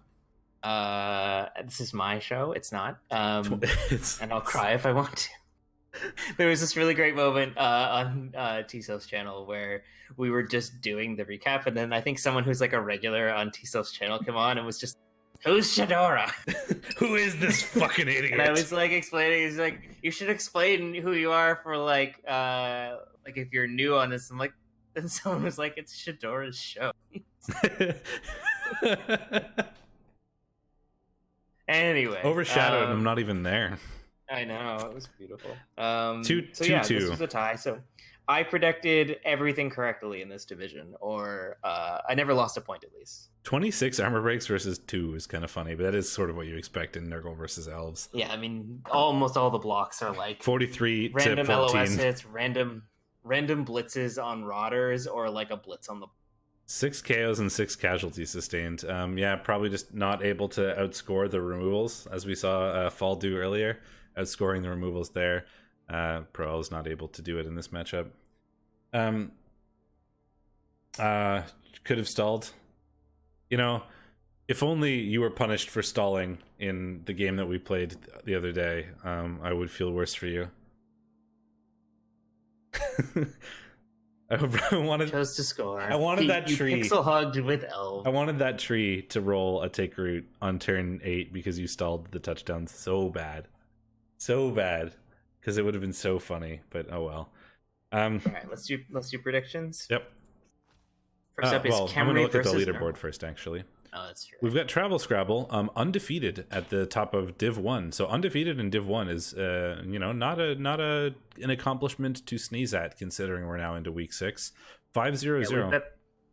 We got 3 teams really dominating the top. All 3 of them are back. Well, one is hybrid, but then we have, McMacky with the Khemri at 4-1. We have Zeta at 4-0-1. So those are the top 3 competitors, certainly. And then we have a big mass of people all at 2 wins, from 4th place down to 9th place. So the middle playoff spots, or the bottom playoff spot, and then the Challengers Cup sort of playoff spot, are still up in the air for a lot of players right now. There's a lot of competition going on in the mid table of this table right now, but Travel Scrabble doing well to pull away from the pack at the top, and held on too closely by McMacky and Zeta. Yeah, McMacky and Zeta. Exactly. And then, so first of all, we have a pretty interesting one to predict. We have Fear and Bloating, the Red Joker's kind of mid-table Nurgle, versus Khemri. Yeah. Traditionally not a great matchup for Khemri. Claw is a thing. Khemri need to throw a lot of blocks and have a lot of value in throwing blocks, so foul appearance is a big problem. Necro Nurgle obviously have the strength and the Claw Mighty Blow to remove Tomb Guardians. So this is the sort of game I think that often goes Nurgle's way if they get early momentum, and can be kind of hard otherwise because they will be outguarded and outstrengthed by the Khemri. But yeah, not even significantly at this TV, because a lot of the Nurgle are going to have guard, are going to have like safety and support skills, so they're like a little less easily overwhelmed, shall we say. Yeah, I think this is going to really depend on the early turns. If the Khemri sort of keep up with removals, whether that be like literally keeping up with removals or just there aren't removals, like if the Khemri remain with their sort of player advantage remaining even, I think the Khemri have a pretty reasonable advantage. There's a lot of guard, a lot of strength 5, which can be difficult for the Nurgle to deal with. But if the Nurgle get those couple good blocks and can, make it so that the Khemri have to field more skeletons over the good players, it can rotate pretty quickly there, as you mentioned. So, yeah. So honestly, if McMacky's going to give up a game, it might be against this Khemri. The Sacker Gishmagor is incredibly hard for Khemri to deal with. Agi 4, Strength 5 on the Blitz, Wrestle Tackle is going to take the ball, even in a guard tackle zone, like it's getting a 2-die. It's going to be interesting. One thing this team does not have is a Killer Pestigore. That's a big deal, actually. Girl Fagor is, something, but that means you're going to be blitzing with a Nurgle Warrior, which kind of means you have like less effective strength on the blitz than you normally would, just because you're like committing an actual strength 4 player, where instead you kind of get a free one normally with horns. Yep. And also the kind of like mutation pseudo Agi 4 is something that the Red Joker can use to kind of break away. There's a lot of tackle pieces and a lot of wrestle pieces to kind of screen for McMacky, but this is going to be a tough. Yeah, it really is. I'm going back and forth pretty seriously. Like first I picked one, then I picked the other, then I picked the other in my brain. I think looking at the teams, I think the Nurgle have the edge, but I just feel like I have to back McMacky until he disappoints me. Like I'm like beholden to him at this stage. I felt almost like Yeah, it's rough. I almost want to like if we could predict a tie, I would, but we're not allowed to. So let's sure I'll predict the Nurgle, and we can have another contentious one. I'm kind of with you in that like it's kind of something in my mind tells me McMacky, but we'll go a little bit of contention there. And Rebellious Scions, the 1-4 Dark Elves versus the Grody Greens, the 0-1-4 Nurgle. So this is kind of like the bottom of the table battling it out for glory. Well, we're missing a witch elf, which is certainly a problem, and it's a good witch elf. It is, yes. It's the one that probably needs recycling. I think it's eaten in Niggle now. No, just an image. 1760 Dark Elves and 1850 Nurgle. So there's sorry, a little hiccup there. There is no like wizard on the table for the Nurgle actually higher. They are 1890. So there is a wizard on the table, right? Yes. Well, that makes a difference. Although I think the big thing is this Nurgle team, they've got a good blitzer, they've got a sacker, they've got a pretty reasonable ball carrier, and all of their Nurgle warriors are sort of the guard style. And it's the best beast of Nurgle in the world. I got to play with him. This is the beast of Nurgle I have in Imperium, by the way. Yaza of Mucus. Look at this monster. He's incredible. This is the beast of Nurgle I get to play with. It's so fun. Almost like I don't know, the like hype beast in me wants to pick the Nurgle really bad because I just played with that beast of Nurgle and he's so fun. I think I want to go with the Nurgle. There is a killer available, and the lot of guard will make it kind of difficult for the Dark Elves to really take advantage of some of their abilities, right? Like they have a lot of blodge step and that kind of thing, but they're not going to really be able to get the ball off of the Nurgle very easily on defense, and that's kind of the thing that's going to be what the wizard is for. Like I think this is the game that of Velociraptor has had the greatest chance so far. Like of the games he's played so far, I think this is the one where he's like most favored. I don't know if that means he is favored. I think this is going to be pretty good. He's got like the high movement pieces to collect after a lightning bolt. But yeah, I think if the Nurgles get any sort of removal snowball going, this is going to be really hard for the wizard is going to be they do have key. I know if Steak were still here, he would say what he said last week, which was elves with a wizard, they win. I mean, that's what I'm trying to say, I guess, is that the wizard is going to be super important here, and the use of it is going to be very important. If you don't convert that wizard into either a touchdown or preventing your opponent from scoring, you will lose the game. You need to get a good use out of that wizard.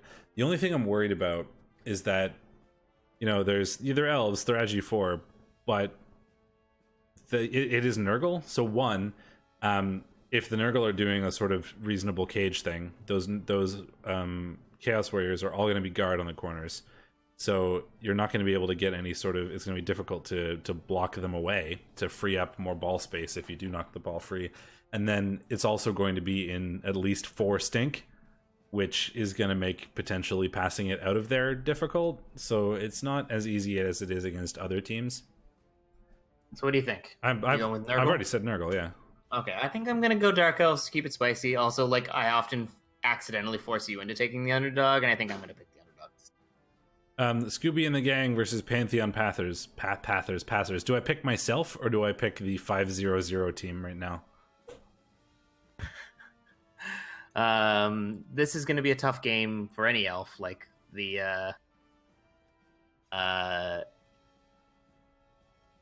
where is it? Second page. Why can't I find this team? Second page. There it is. Scooby and the Gang has some really gross pieces for hunting down elves. The Agi 5 tackle, the tackle mighty blow, strength up Agi. Yeah, it's just like this is a serious Necro team. The strength wolf. He's not tackle, but he is mighty blow, blodge step plus strength. Yeah. Is it missing something? There is no. They're just all in the wrong order. Yeah. Oh, right, because Minor 49er is pretty new and just leveled up. So let's see here. Necromantic, do they have any sure hands? Where's their ghoul? The ghoul is like, There it is. yeah. Plus strength, sure hands. Yeah, of course. Why not? I hate that. And team, movement 6 like, with a visceral passion. T-Self is looking not actually as worse for wear as I thought he would after the bashing he just took. He's travel Scrabble and he might be jet lagged in Europe. I mean, it's been like 5 days since I got back from somewhere, and I am still slightly jet lagged, so I understand the But feeling. you're like a weird sleepy bear of a person. I mean, that's true. I've also been like up later. I'm up. I don't get a chance to sleep in on like Mondays, Tuesdays, Wednesdays, because or Thursday. Like I don't get to go to bed earlier on those nights because I have stuff like this that keeps me up later than I should be. So I haven't gotten a chance to like catch up. Not to mention sleep. the Total War we're playing after this. Oh fuck me! I'm just kidding. Go to bed. I would have done it, right? I mean, I want to play, but I don't want to keep you up, and we'll see. We'll see how we're feeling after the thing. Anyway, I think the Necro are going to win. Sorry, T-Self. Yeah, I think not a good matchup. It's not a good matchup for T-Self. He's missing his really good thrower, and those Necro are currently undefeated. So I've got to go with the Necro. Grungy desserts and high fivers. So we've got one of the Nurgle teams and a different Necro team. So this is Stouticus, the recapper for my division, and Uber the Noober. So kind of mid-table Necro versus mid-table Nurgle versus kind of like bottom-table Necro. Usually this matchup favors the Nurgle, as I've said, and I think that in this matchup. Yeah, missing El Bundy is a real big deal for this one. Yep. The Claw Mighty Blow piling on is huge against those Nurgle. Stouticus is going to be missing his Beast, which is a huge deal against Necro. That's true. It can be used to pin down a lot of their faster pieces. So it's kind of like effectively losing speed advantage somehow. But that said, his Pestigores are all very mobile, very hard to pin down, and very good at killing and or sacking. Not going to be an easy one for Uber the Noober. I think the big if Al Bundy was there, I think I would give this to the Necro, but being down a guard is also a big deal here too. Yeah, he's only got 3 going against Nurgle. Well, Nurgle don't traditionally have a gross amount of guard because you've got to get a bunch of other skills first. More strength though. That's the problem. Yeah, and like we were talking about in the other div, the big thing with Necro here is that they have more speed, but you don't. Your ghoul is movement busted, and you're missing a werewolf, so you really only have one speedy player that can outrange the Nurgle, and that's not really going to be enough, I don't think. So I want to go. If Al Bundy was here, I think I would go with the Necro. Since he's not, I'm going to go with the Nurgle. Yeah. Then we have Archangel's Will and Ars Gotia, Zeta, and Archangel. We've got another reasonable match, right? We've got third place and Archangel's Will, he's very, very close. A win here would fire him up into the top 4, certainly. So another sort of important table match here, I think. Yep. So Z has a lot of tackle, 3 to be precise. He's got a diving tackle. He's got 2 tentacles. A lot of his tackle is on mobile pieces. He's got a Blodge Sure Hands carrier, and Archangel has more of a team than he had last week, at least. He's got an AV busted tree, which doesn't really matter against Chaos because they're going to be hitting you with Claw Mighty Blow anyway. He's got his plus strength dancer back this time. He has 1 wrestle tackle. He's got 1 Raj tackle, but that's the only tackle he's going to have. So that's going to be a piece to protect, certainly. Savari is his only way of reliably getting the ball off of Blodge. This is going to be a tough match for Archangel, but he is going to have a lot of inducements. Yeah, Travel Scrabble. You can't really play the sort of standard, like, headhunting thing that Necro Wolves like to do against Nurgle because of those reasons. The one thing you can do is try to bait them into getting involved in their sort of scrum, and then you've got zombies and flesh golems that can tie up players, and then suddenly you outspeed them like crazy with ghouls and and wolves, and you can just get away from them and score. And there's not much they can really do about it sometimes, which is the big advantage. Like, is the one thing you can take advantage of, I guess, as Necro against Nurgle. Is like that's the sort of aspect of the game to focus on rather than the snipey bit.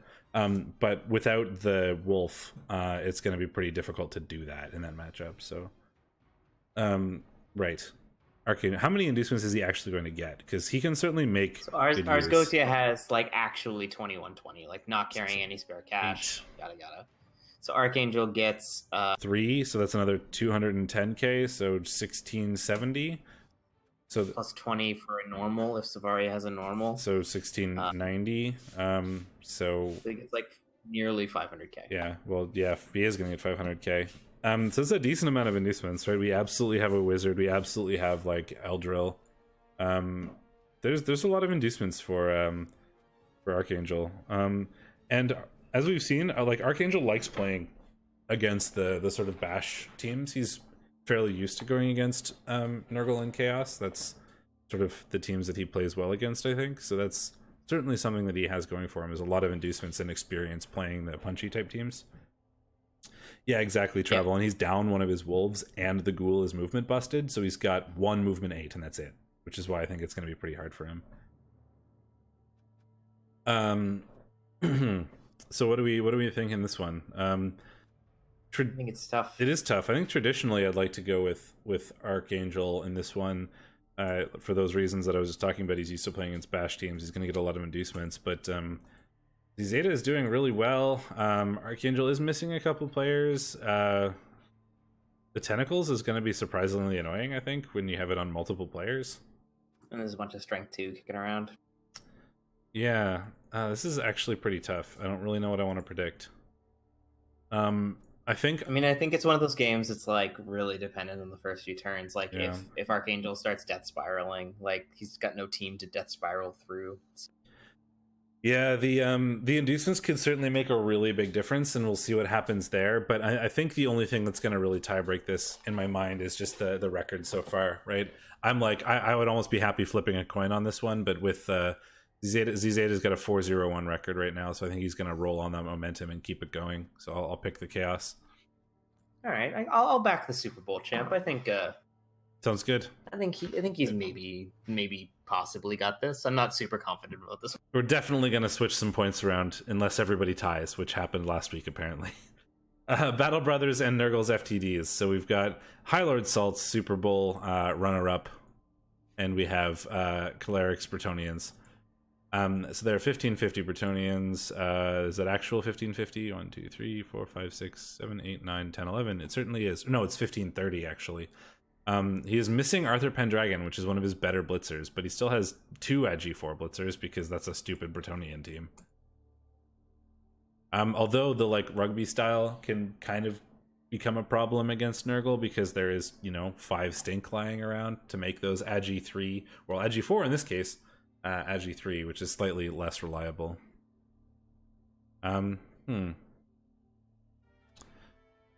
2 tackle is pretty good. Scrotus the Unwashed has tackle, and Testes Moldy Hair also has tackle, which helps out a bit against those. I think missing a blitzer is going to be a pretty big deal for the Bretonnians. Yeah, and he's down on one of his blockers as well because it died, I think.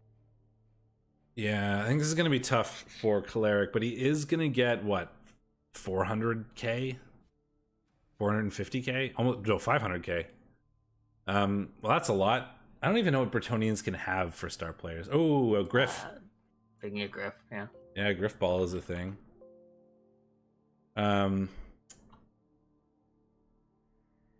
Griff is a thing. Wizard is a thing. Nurgle aren't really great against wizards because the you tend to have 1 ball carrier option, so him getting knocked down can be a bit of a problem. Griff is certainly really annoying. I don't know. I have no idea. Once again, this is another one that could be really tight, but I guess that's the challenge of trying to predict matches in Div 1, where a lot of these coaches deserve to be here for good reasons. And I think it's the Nurgle.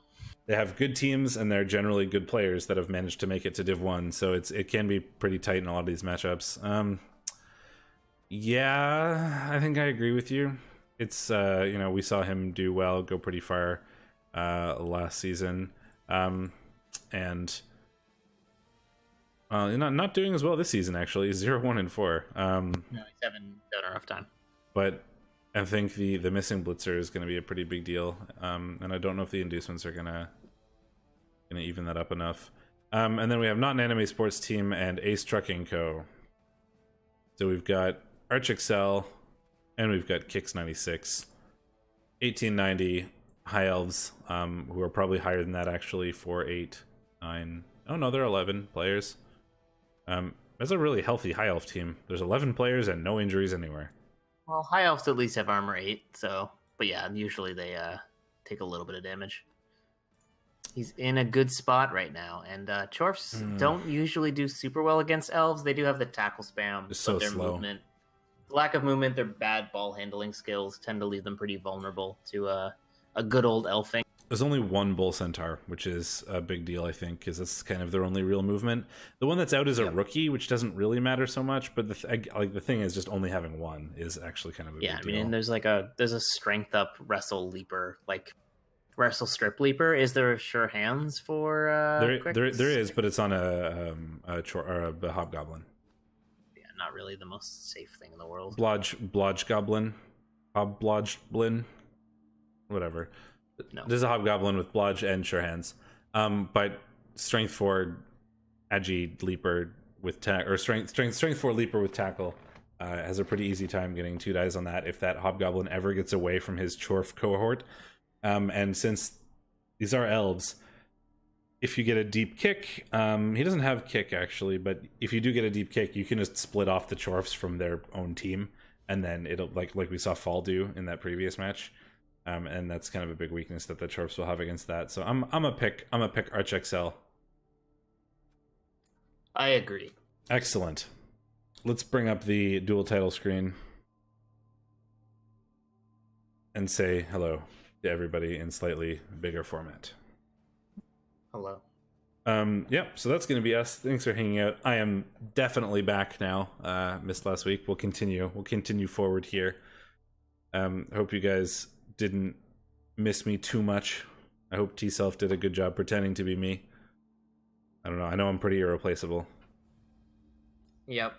He lost you points, but how dare he? You know. I don't have anything particularly scheduled anytime soon. I've got Clan on Saturday, but that's about it. So if you want to see more things from me, that'll happen. And I need to get some Rebel Imperium games in, so I'm going to try to get those done tomorrow, I guess, if I can. So look for those. Do we have anything else we want to talk about, or are we good? No, I think we're good. If I'm doing the math right, yeah, you have once again earned 0 points. Perfect. I earned 4, so I think I'm now in the lead. T-Self, you failed me really hard. I mean, I failed me really hard. Whatever. It's getting a little complicated. Yeah, there's too many of me. We will leave it there, I guess. Thanks for hanging out, everybody. I hope you enjoyed it. We will be back next Thursday with the halfway point, I guess, right? That'll be week 7 of 13. So maybe we should do some playoff team predictions next week at the halfway point. Yeah, we always forget to kind of like formalize our strategy for that, but it also kind of makes it harder when people keep playing before a recap cough. That's very true. Not that I think that's going to stop. Well, it is. They are 4 and 3 playoff spot divisions, right? So there's a lot of teams to predict for that. But so maybe we don't want to formalize that, but we could give a couple. Or it's not fun if we don't. We need to formalize it. Screw it. Yeah. Predict 4 playoff teams next week at the halfway point, because that seems a reasonable time to do it. We've got some information, and we also aren't like it's not mathematically decided yet. So we'll do that next week if we remember, which we probably won't because we're very good at this. We might. Who knows? Anyway, thanks for hanging out, everybody. This has been week 6, the div review for REL 1 and 2A. We'll be back next Thursday. Until then, I've been Steakmittens. And I'm Shadorra. And we will see you later, folks.